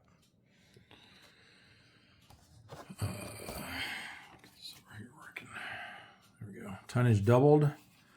Skipper spots a fat target. At the end of the combat phase, double the tonnage of the largest merchant ship sunk.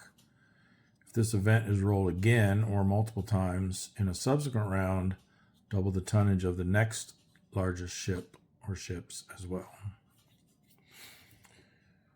All right, so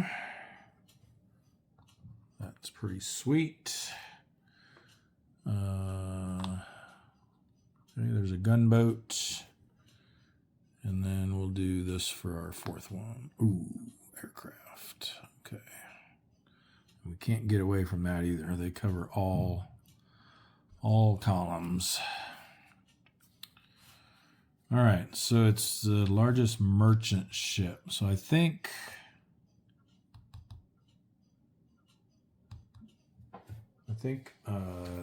these are considered merchant ships as well. Basically anything that doesn't have the rising sun background on it, like on the front side, like these do. All right. So we need 4 TDC markers. We only got 3 things we can put them on because we can't target the aircraft. If we can double the tonnage on that oiler there, that'd be nice. Make it 10,000.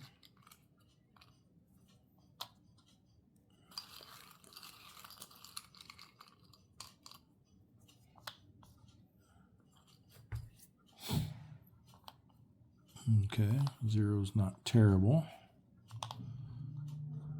Ooh, that's tempting though too. All right, well, let's see what they end up being. We've got 1.5. Now this is a GB, so we can't use that targeting and escort rule against them. It's only for DDs and DEs. So they're going to have 2 ASW, makes him a 3. -2 makes him a 1. So we would have 8 minus 1, 7 for our 2-hit number on him. If we go after this one, he's a 3 plus 1 for being over column is 4. Plus another 2 for ASW, no help from the TDC. So he'd be a 2. So yeah, I'm thinking we go after this one, move over to here for an aggressive strike in the re-attack round. So what was that we needed again? 7 or less for that.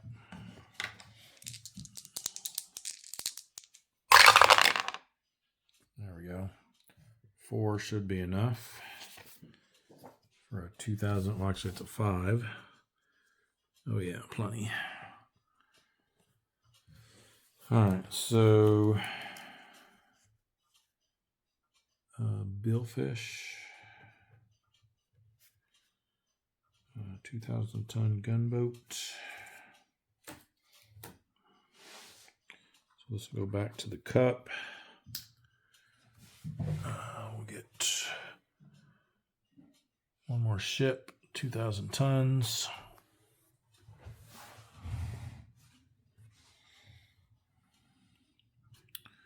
If nothing else, that'll get doubled. Like I said, I'm pretty sure, I'll look it up to make certain, but I'm pretty sure all of those that get put in on this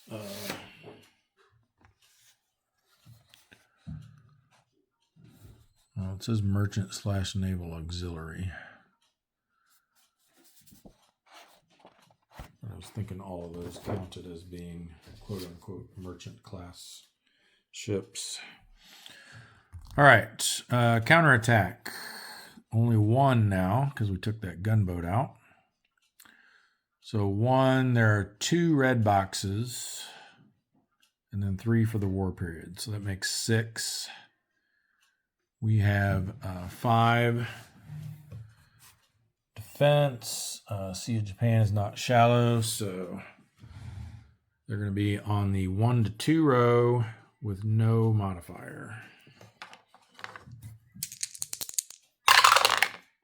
Oh, come on. At least we're only spotted. All right. Now that makes me a little reticent about going aggressive in the re-attack round. That would be +3 DRM for the counterattack. This is more than likely going to be a merchant, or not a merchant, more than likely be a destroyer. Do we play it safe and switch to cautious? Let's do that, because I'd like to try to stay up here in the Sea of Japan if at all possible. So we'll go cautious this time. And indeed, it is a destroyer.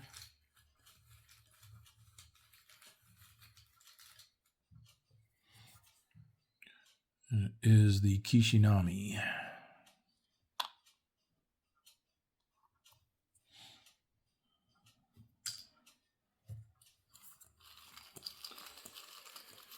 All right, we've only got 2 to place this time.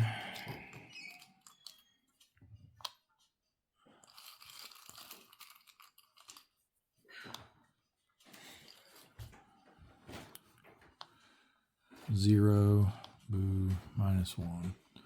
This becomes a -1 because it's the re-attack round. So 3, 4, 5, 6. -1 is 5. We're an 8, so we need a 3 or less. Come on. Yes. That's definitely enough to sink it. And we'll double that one since that's the larger of the 2. So we got a 20,000 ton AO. Like I said, I will triple check that, but I'm almost certain that that still counts as a merchant for that purpose. So let's give ourselves another. I said 20. It's not 20. It was a 5, so it's only 10. 10,000 ton. It's doubling the double. So 10,000 tons, and another ship rolls this around, which puts us at an even 600.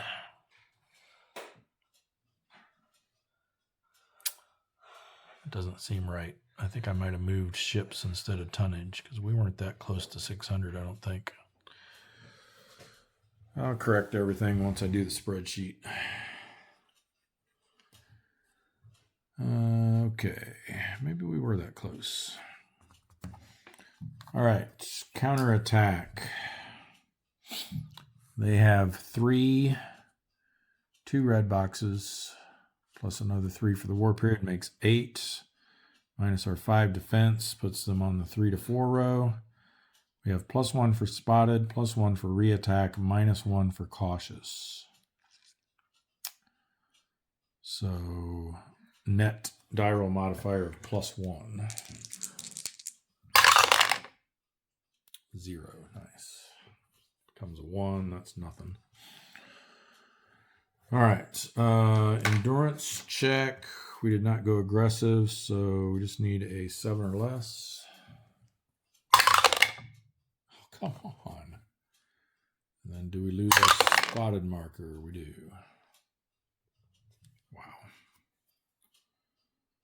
After all that, now we got to leave. We just got there.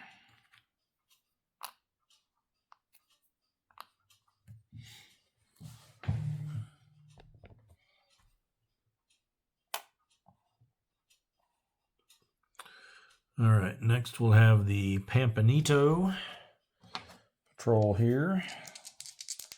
Search and contact roll. Ooh, 1-7. I think, oh yeah, anything but a 0 finds something here.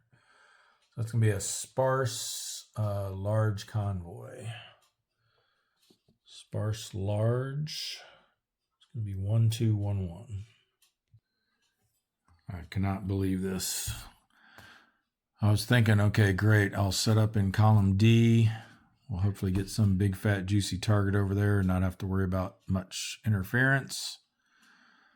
And then I pulled this one in column B, and I was like, oh, great. And I was like, watch me pull the same thing for column C and D. And yes, I did.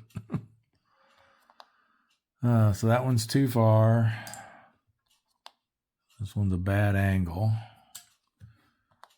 And this one is evading. So we just got these 2. I guess I'll set up here, hoping this is the better one. And we'll go standard until we see what they are, I guess. Okay. And okay. Oh, a couple little baby merchants out by themselves taking a stroll. Maybe we can get them both with a split shot.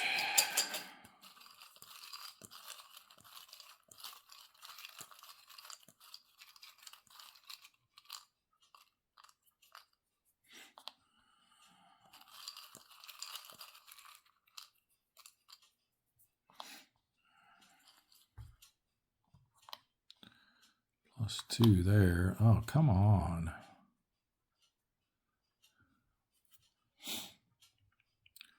So 2 becomes 3. We're an 8, so we need a 5 here. And we would need 2, 4, 5. We need a 3 here. So I think we just go after this one. Go after him in the re-attack round with the aggressive posture. So 5 or less here. Nope.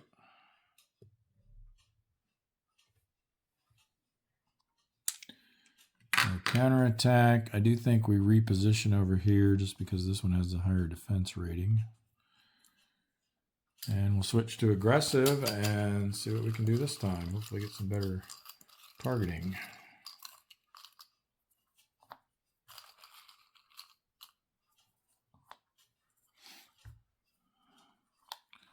I haven't seen a -3 for quite a while.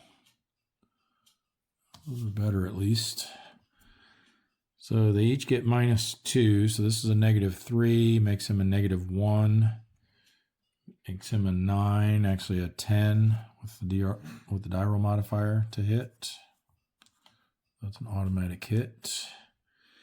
This one is 2 -2 is 0. So he's an 8, but then with the die roll modifier, a 9 to hit. So they're both guaranteed hits. So I think we definitely split them. They're both the same, so we might as well go 4 and 3, I guess. So that'll make them both needing a 6 or less. If we send 4 over here, that's 3 less than we were sending. So I'll need a 6 or less. And we send 3 here, that's 4 less than we were sending. So he'll also need a 6 or less. So 2 shots at a 6 or less. We'll do the one in our column first. 4, 4, that'll do it. That becomes a 5. So the Pampanito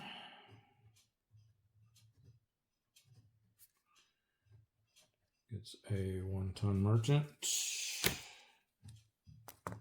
And we'll just roll the other one before we record anything.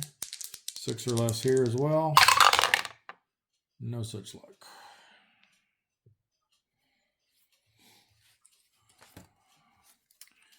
So we just get the 1. So 1 more ship, another 1,000 tons.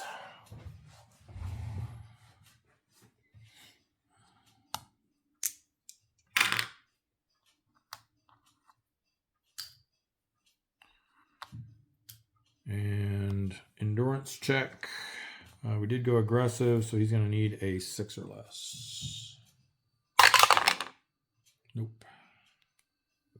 Man. I want to keep these guys up there.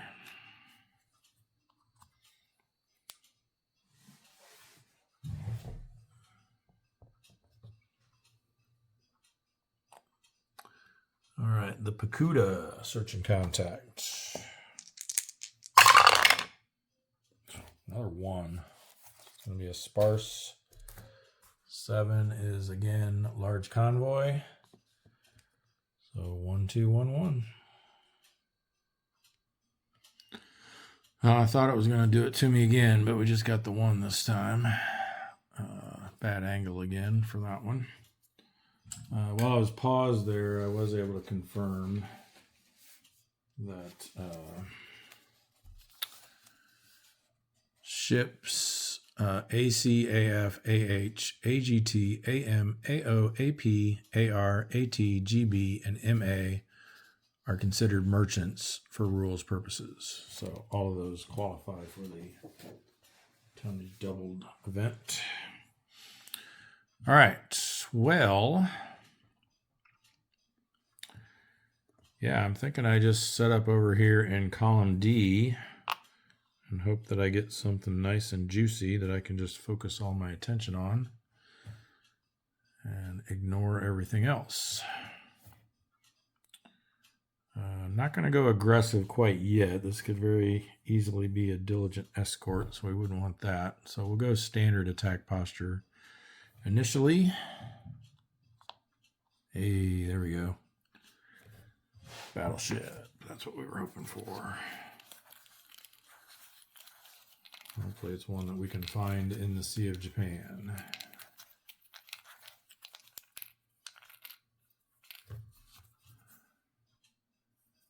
It is 36,000 ton Hyuga. Let me just confirm that that's valid for here.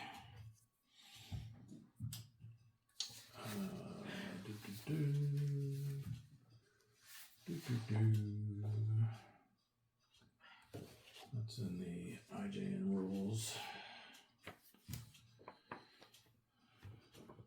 Or no. Yeah, the IJN rules have this regarding the Yamato class ships, which ones are those again? Not the 36,000 ton.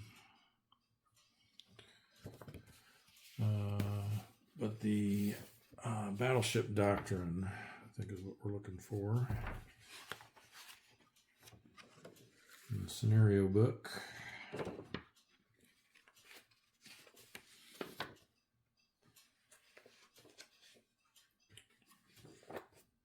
Where is that?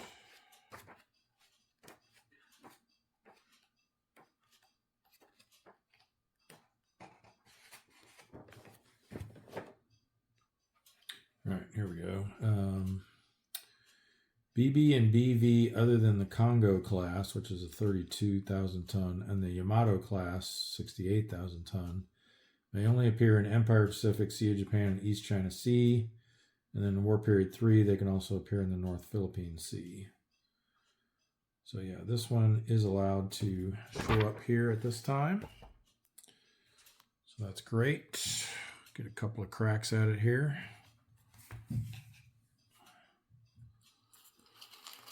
So let's see what we can get for a TDC on this. -3, please.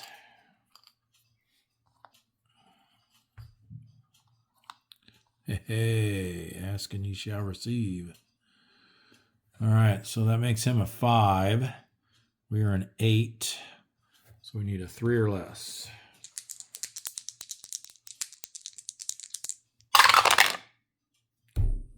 Darn it. All right, let's see if we can pull that again. Re-attack round, going aggressive this time.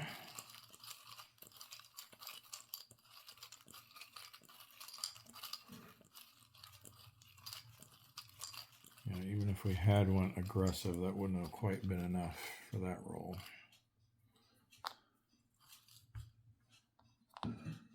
Oh, come on. All right, so we get -1 for the re-attack round, -1 for being aggressive, makes that a -1. He's a 7, we're an 8. We do 1 or less with the die roll modifier 2 or less. So 0, 1, or 2 is what we're looking for. Man, that 9 would have done it too. Oh well, she gets away. Endurance check, we went aggressive, so we need a 6 or less. And we got it.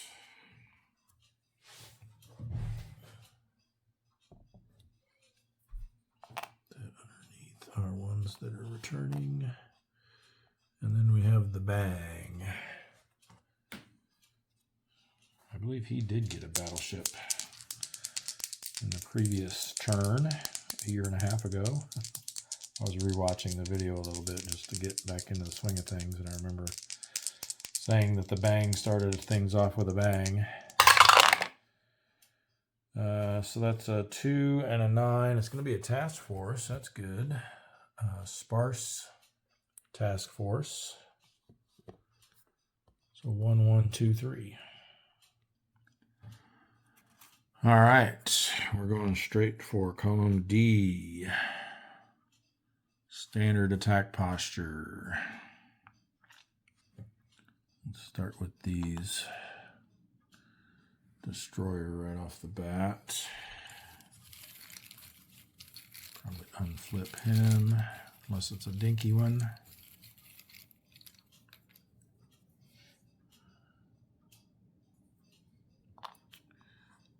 Yeah, we'll go ahead and unflip him. It's the Ikazuchi.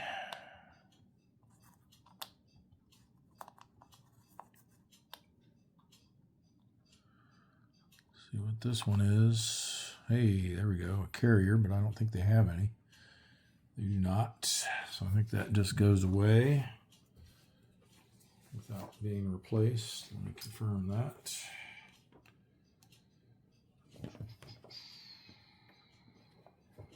Depletion. No IJN set replacement is drawn.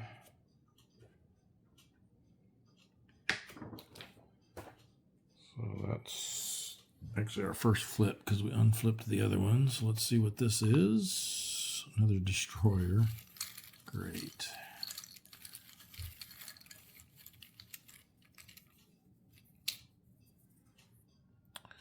This is a little one.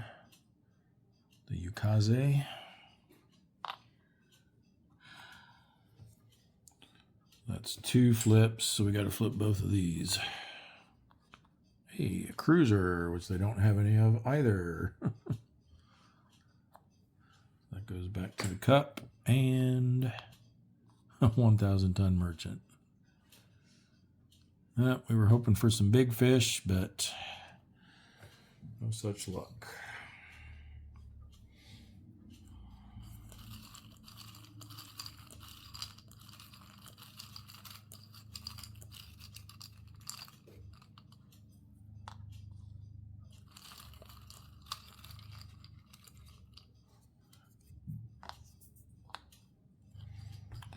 Alrighty, +2, boo. +1 there. Alright, so 1 plus the column shift is 2. 2 for that makes 4. Half for him rounds up to make 5. We are 8, so we need a 3 or less. Let's do it. Sink this guy and then get out of here. Nope. Needed him flip-flopped. How many times does that happen? All right. Don't really want to come over here because then we got to flip this. So I guess we'll stay where we're at and switch to cautious. This gets reflipped.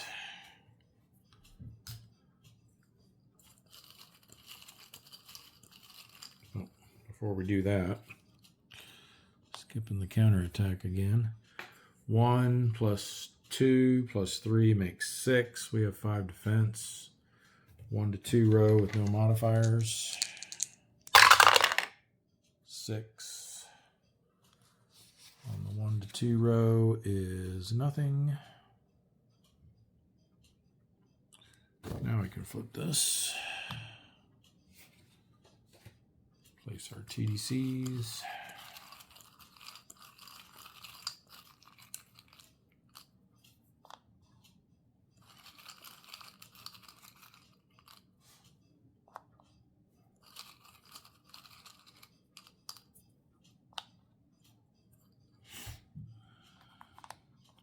Come on.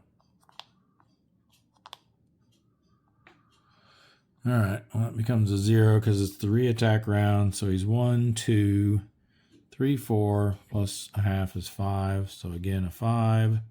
We're 8, so we need a 3 or less again. There we go. But a 1, which becomes a 2, is only enough to damage it.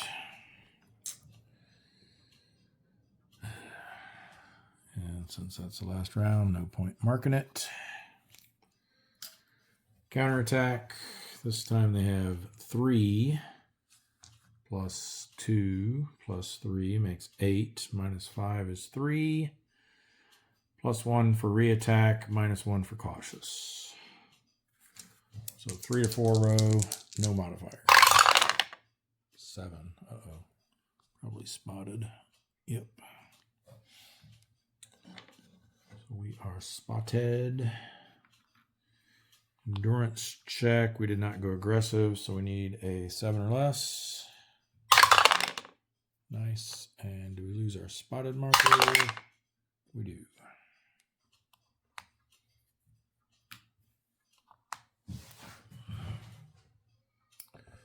All right. Well, at least half of them got to stay there. Hopefully get some more up there next turn. Let's come down here next. East China Sea. We're going to move.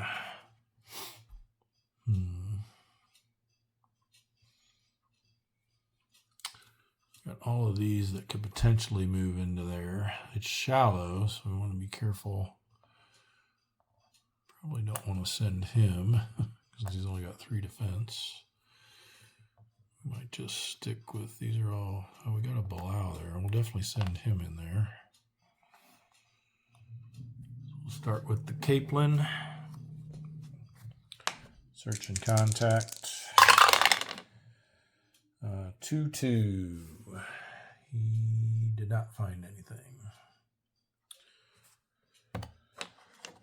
Oh, and I reread the loner stuff. The way that works is if your first roll is a white box and there's at least 1 red box in your row, if the second roll ends up being on a white box, then that means you've encountered a loner. So we would have needed a 2-9 for that. So he's going to do an endurance check, but since he found nothing, encountered no enemy contacts, he gets a -1 to that. So he will need, is he a, yeah, he's an A rating. So he'll need an 8 or less.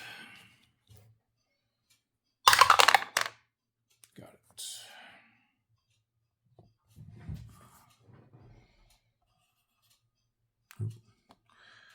Didn't quite get the camera high enough there.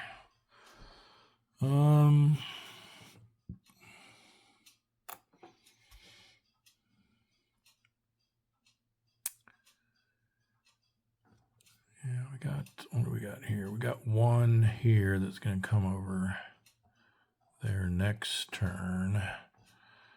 And some that are coming out of the Sperry, couple. So I think we can go ahead and move all of these guys out of there.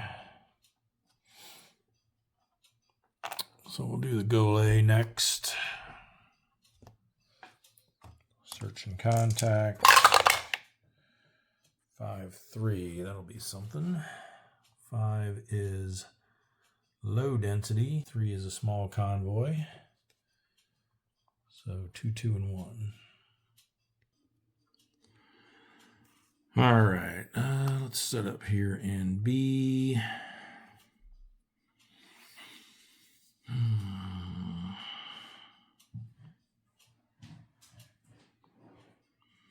We'll go standard. Gunboat. Oh, there's that diligent escort hiding as a red ball. All right, so we have to make a roll on the diligent escort counterattack row.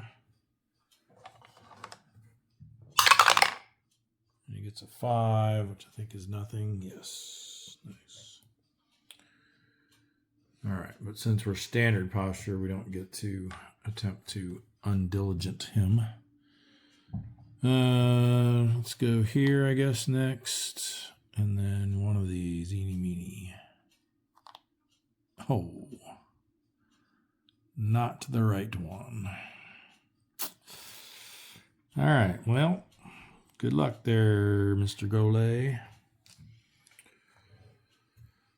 Got 7.5, so that's 6 ASW staring at you right off the bat. Like we don't have any choice on where to put our TDCs.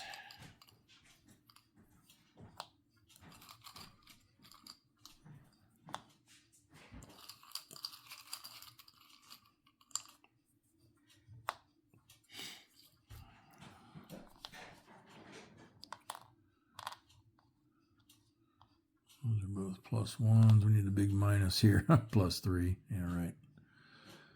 Okay, so if we go after the gunboat, that's 5, 6, 7, 8, 9, 10. So no shot possible there. No shot possible there. No shot possible there. So it looks like we have to take our chances on this one because it's theoretically possible. We assume it has a 1 defense. Well, let's see if it actually is. So 1 over a column makes 2 plus 7 makes 9. So actually, yeah, that's not possible. So we have no possible shots, which means we don't have to make any. And since it's the first round, if you have no possible shots that you can make, there's no counterattack. So we dodged a bullet there. We're just going to slink away. So 7 or less for the endurance check. Yes.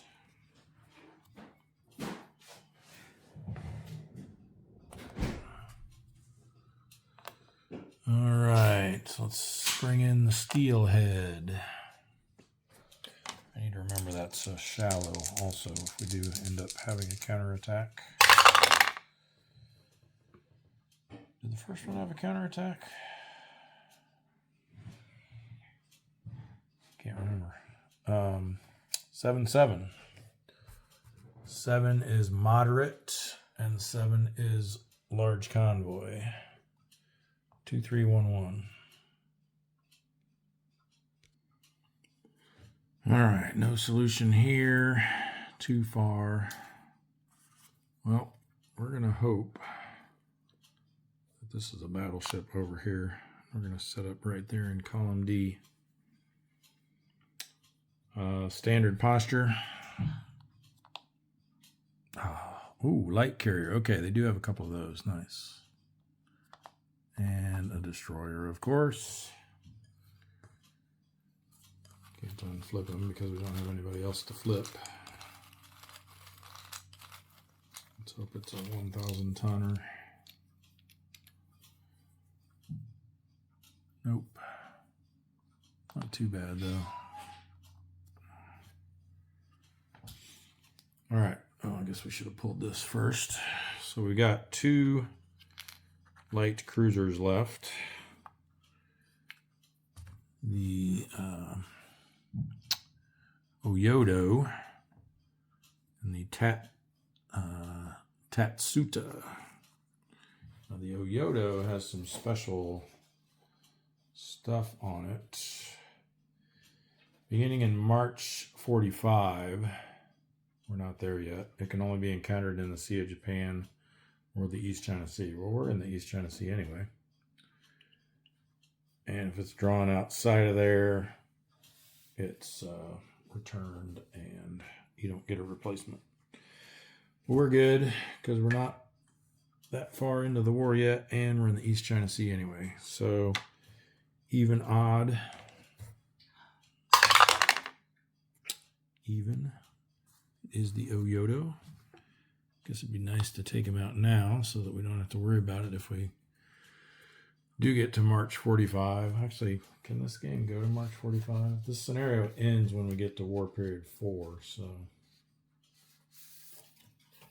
I don't know that it can go that long. Where's the, what's on the back of this one? Yeah. March it'll automatically transition to War Period 4 if we haven't managed to roll it by then. So we won't have to worry about that special rule anyway. All right, let's see if we can sink her.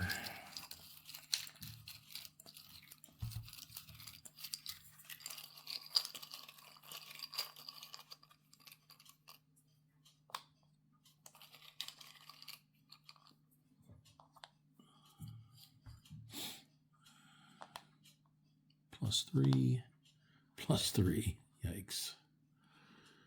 Do we even have a shot? 2, 5, 9. No, we do not. Good news is no counterattack. So we'll go to the re-attack round and try again.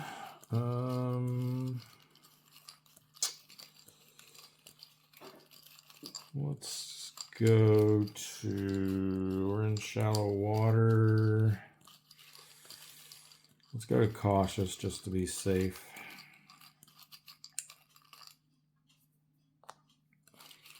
Come on, give us a nice negative this time.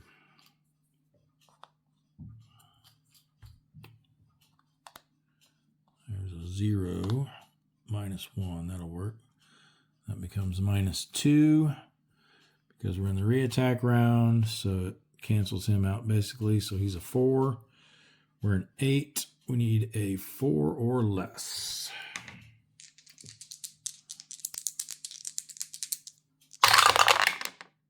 Yes. Oh, I thought it was going to be a 6. Spun to a 4 right at the last second there. 8 becomes 9. That's a sink on any tonnage. So we got the steelhead.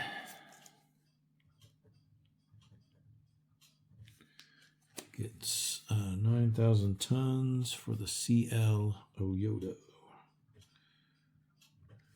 Oyodo.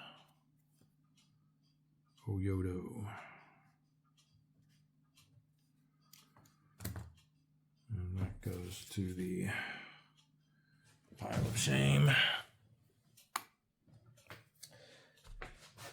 9,000 tons. So this will drop back. That goes up. One more ship.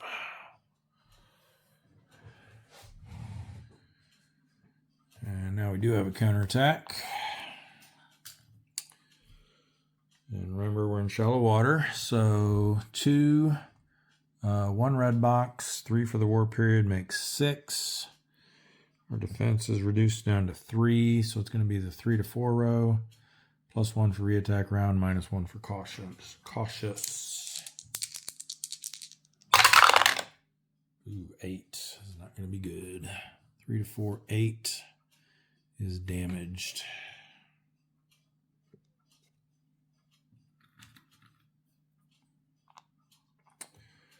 So endurance check, we're damaged.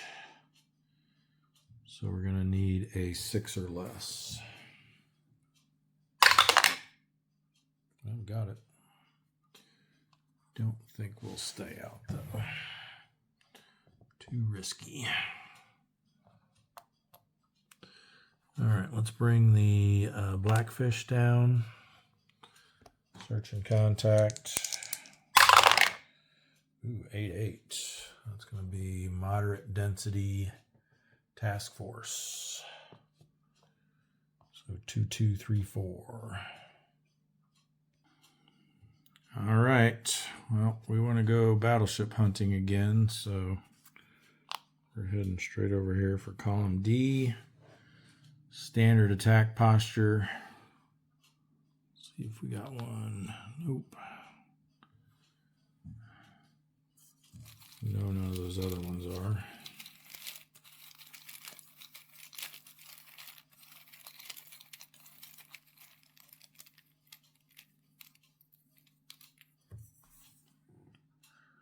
Alrighty. It's the Suzukaze.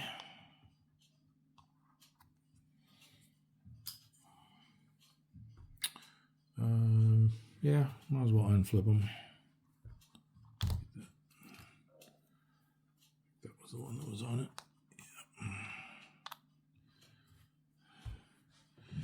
Yeah. All right, well, let's see what these are. Oh, come on.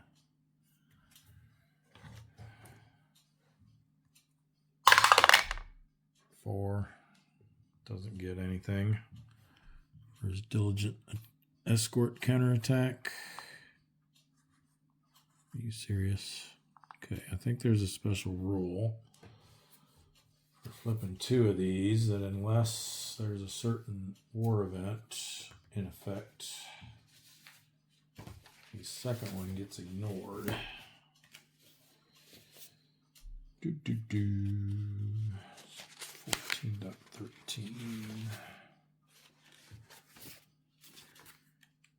14.13.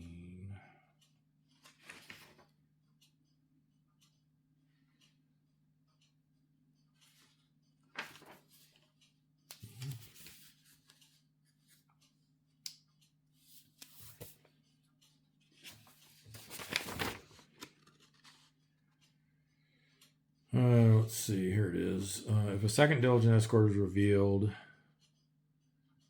that does not already have in a column that does not already have one revealed, attempt to crash dive. Oh, that's right. I forgot you can attempt to crash dive when those guys show up.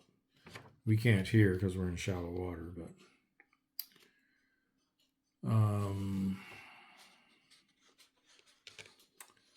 unsuccessful and blah blah blah. And then if a second diligent escort is revealed in the same column and combat event 5 deadly division occurred anytime, resolve as per the bullet above. However, no withdrawal is allowed. If combat event 5 is not active, the second diligent escort is ignored. Oh yeah, we have a withdrawal option with those too. I forgot. I need to refresh my memory on all this diligent escort stuff. So this gets removed and not replaced. So that's our second flip. Third flip. There we go, finally. And fourth flip. Eeny, meeny.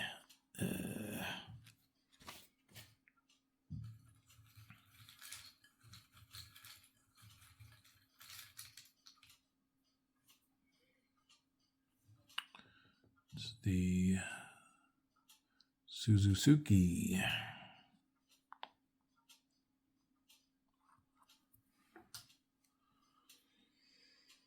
Alrighty. Again, no auxiliaries that can replace that, so it just stays. So what was this thing about withdrawing? Okay, that's right. If you get damaged by the diligent escort's special counterattack that it does as soon as it's flipped, then you have the option to withdraw. That hasn't happened, fortunately. Excuse me. All right, so we need 4 TDC markers.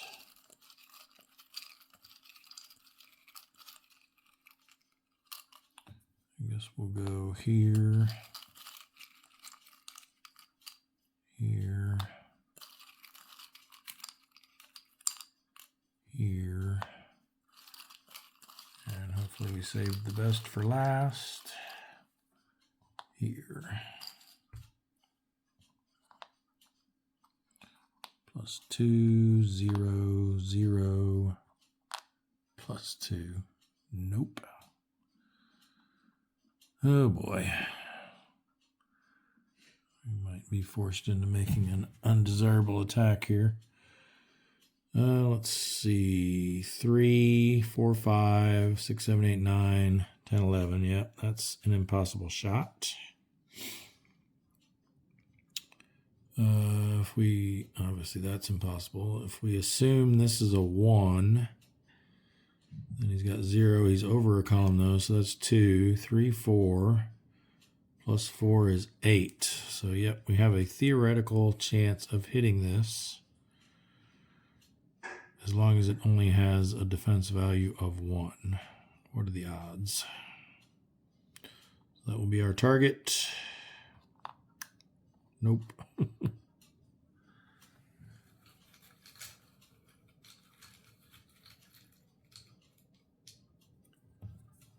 This is going to be bad. The Kazagumo. So that's an automatic miss, but they still get to do a counterattack. This goes in Cup C. So 4, 5, 6, 7, 8.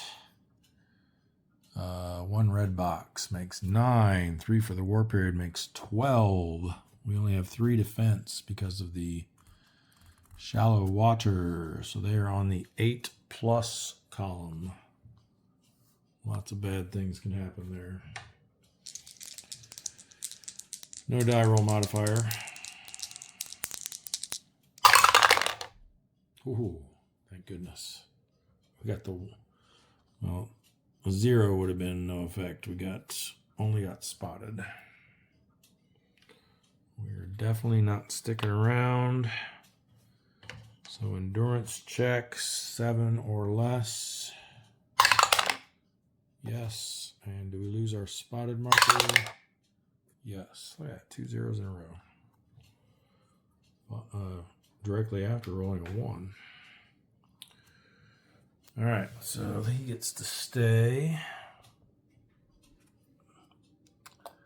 That puts 4 subs there, so I think we're good in that area. I guess the question is, do we want these guys to stay here or go over to the South China Sea 1? They look to be pretty much the same. I guess you get slightly better chances of a larger convoy there. We can patrol move through here. So yeah, let's go ahead and do that. So patrol move for the rock. Only a 9 will trigger an event check. Safe.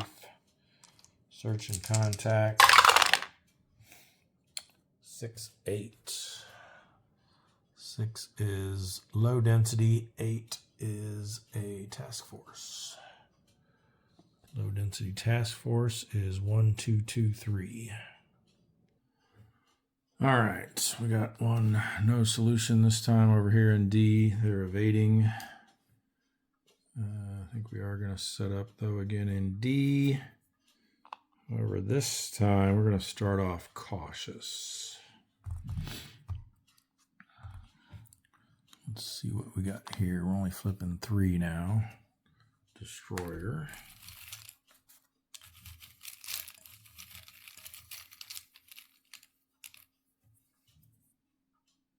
Oh, good. The Unagi. We won't bother unflipping him. This one might be something worse. It's a cruiser, but they don't have any. So that's a nothing burger. So we flip one more. Guess we try this one.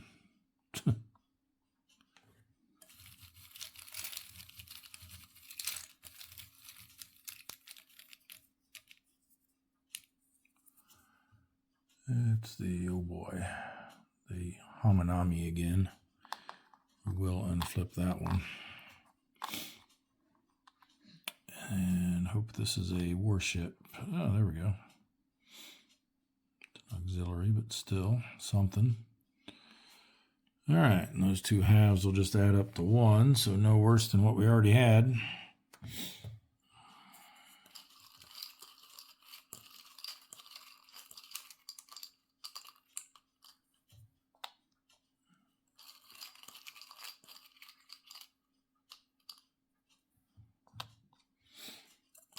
guess we need to put one on here too. Just because 0 plus 1 minus 2. Why'd you have to be on that one? We could go after that, I guess, and not have to count his thing. That would be 6 minus 2 is 4. We ignore his ASW, but his still counts, so it doesn't really help. Makes him a 5. We're an 8, so we need a 3 to hit that. Here we've got 2 over a column makes 3, 4, no TDC help. So we need a 4 to hit that. I guess just because this is, I mean, either one's not really gonna affect the ASW at all in the reattack round, so might as well go after the larger tonnage and the easier shot. So 4 or less. Nope.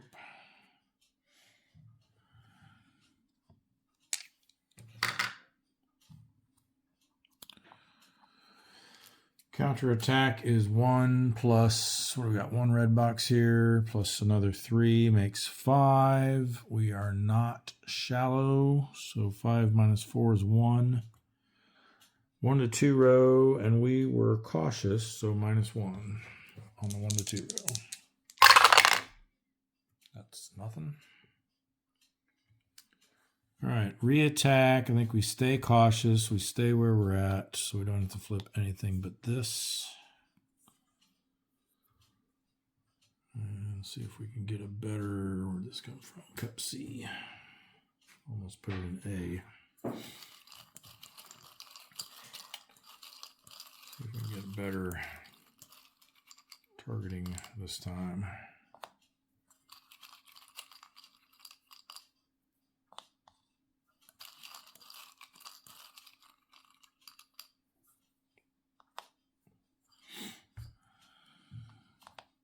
That's more like it. Ooh, wish we had that one on him. All right, so this becomes a -2 because it's the reattack round. So he's 2, 3 for being over a column. Minus the 2 makes him a 1. And then we've got 3, 4 ASW, so 5. We're 8. We need a 3 or less.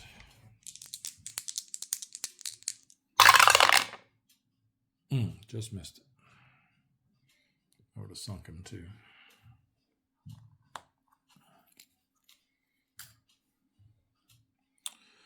All right, this counterattack is going to be a little heftier. 4, 5, 6, 7, 8.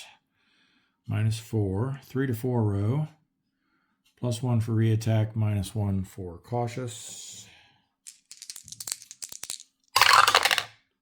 That's nothing. Endurance check, 7 or less. Yes.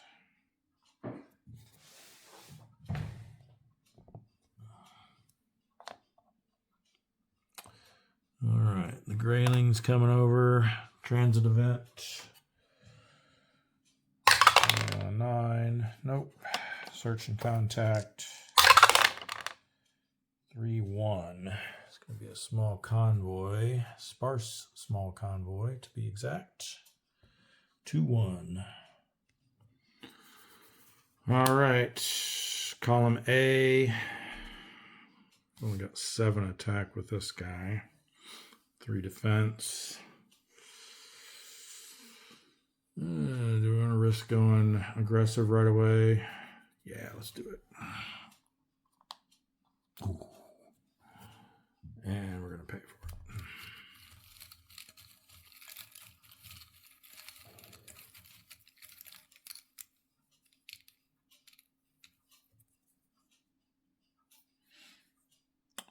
The Natsushio.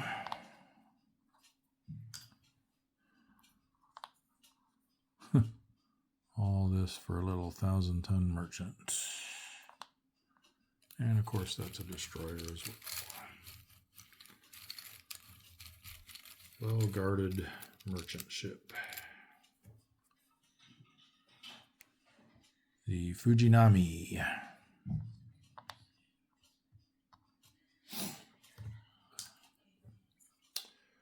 Alrighty.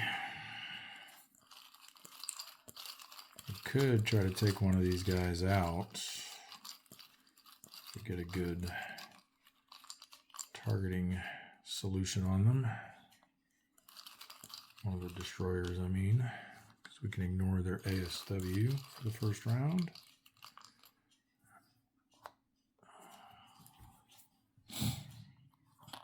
Not that one. Probably not that one. No, because we're only a 7. All right, well, 2, 4, 6.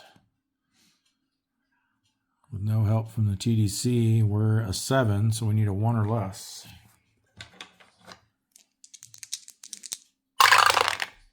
Oh, we got it. 3 becomes a 4, which sinks it. Good. I didn't want to have to stay around. Grayling. 1,000 ton merchant. That goes in the cup. Clear these off. Record that.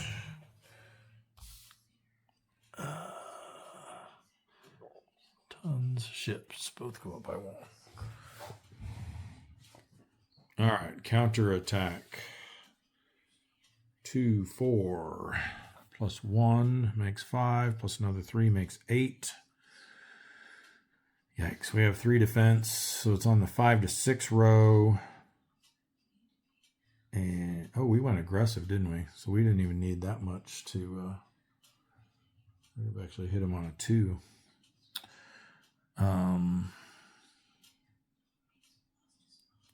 Yeah, but that means we get a plus 1 on this. So they're on the, what did I say, 5 to 6 row for the plus 1. Ooh, 9 on the 5 to 6 is damaged RTB, and if the second number is 7 through 9, we are sunk. It is a 0, fortunately. So damaged and RTB.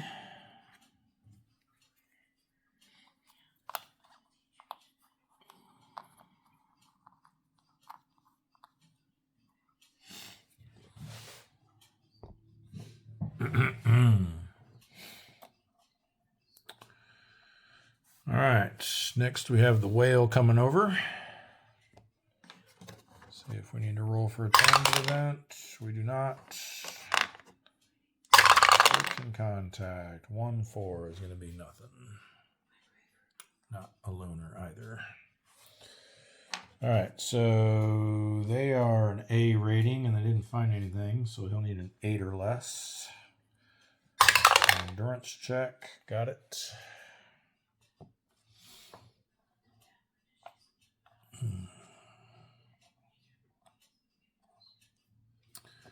All right, who does that leave?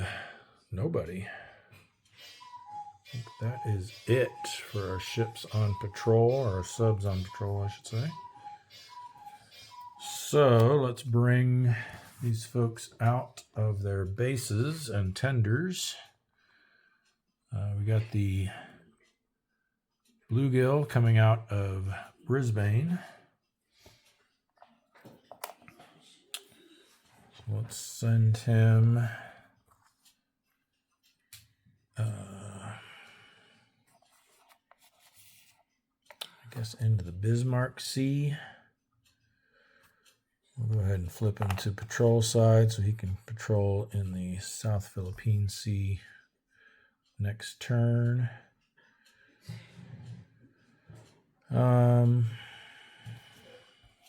don't need this SMZ marker anymore. Then we've got, we'll come back to Pearl because we've got quite a few coming out of there. The only other ones ready are these 2 coming out of the Sperry. Which is up here. I guess I should have checked. No red boxes in either of those areas, so no transit event check needed for the bluegill. Let's send...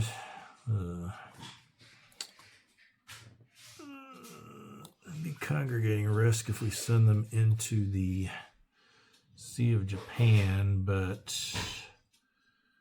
I say let's risk it for the biscuit. Because they'll be on their transit event side, so it's going to be a -1. So we'll do the, who's this? The Cisco first. So we get a +2 modifier for entering the Sea of Japan, +1 for congregating risk, but -1 for being on transit side. So it's a net +1. So 7, 8, or 9. They'll have to do a transit event check. Safe. And we'll flip them to patrol side.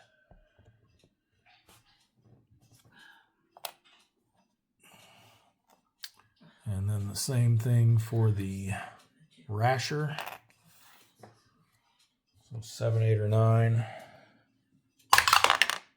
Oh, he got a 7. All right, let's see what happens with him. 3, 4 should be fine.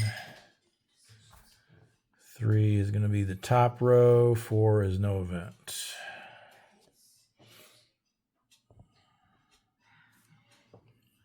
And he will flip to patrol side.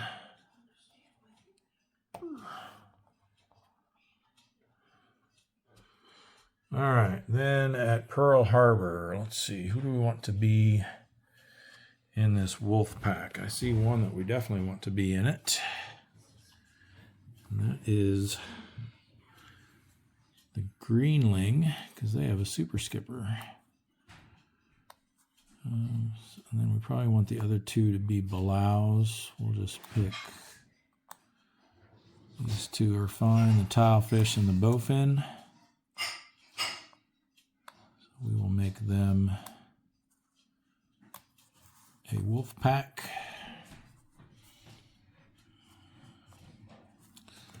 Oops. Let's see where we want to send them. I think to the North Pacific. Yeah. So they're going to go through here to the North Pacific. They're on transit side, plus they're a wolf pack, so they actually get it -2 to any transit event checks, so they definitely don't need to roll. And we will have them flip to patrol side so they can patrol in the Bonins next turn. Hopefully have better luck than the previous wolf pack did there. They only count as 2 subs, so we can get one more in there without worrying about congregating risk. So we've got these 3 left to send out from Pearl. So I think we send, how many do we have over here in the Marianas? Just 2. So we'll send, what do we got? 2 Gatos and a Balau. Let's send the Balau and a Gato. So the Perch 2 and the, what's this one? Gavilan. We'll send them up to the North Pacific. So we got the wolf pack only counts as 2 subs. That's 3. 4. Actually, that'll be congregating risk then. Maybe we send only the Perch 2 up there. We need to put them above these guys so we know they're not part of the wolf pack. We'll send the 2 Gatos, the Gavilan and the Shad over to the Marianas. They're on their transit side, so they don't need to roll. Actually, they can't get that far. I'll send them to the Marshall Islands, and then they'll move into the Marianas next turn. We'll flip them patrol side so they can get to work right away next week. All right, I believe that's everybody. So that's going to conclude the operations segment. Go to the conclude turn phase, check scenario victory conditions. Nope, we're not there yet. This is technically when you're supposed to remove spotted markers, but I find it easier. There's nothing that can happen to the sub between when they finish their operations and this step. So I find it easier to just roll for that as soon as they finish whatever they're doing. Remove ultra markers, remove or improve tropical storms and typhoons. We don't have any of those. And advance the date markers. And then war progress phase. So we won't need to start worrying about that until we get to July. So we're in April right now. So we got to get through the rest of April, May, and June. And then starting in July, we'll start rolling to see if we progress to war period 4. And again, that will be the end of the scenario when that happens. So we got at least 3 more months, counting the rest of this one, before we need to worry about that. So ultra markers come off. Advance the turn markers. So we're on to week 2. And assuming I didn't muff this up, again, I'll confirm it once I update my spreadsheet. But we're looking at 603 ships sunk for a total of 2,754,000 tons. Or I guess it's 2,500,000.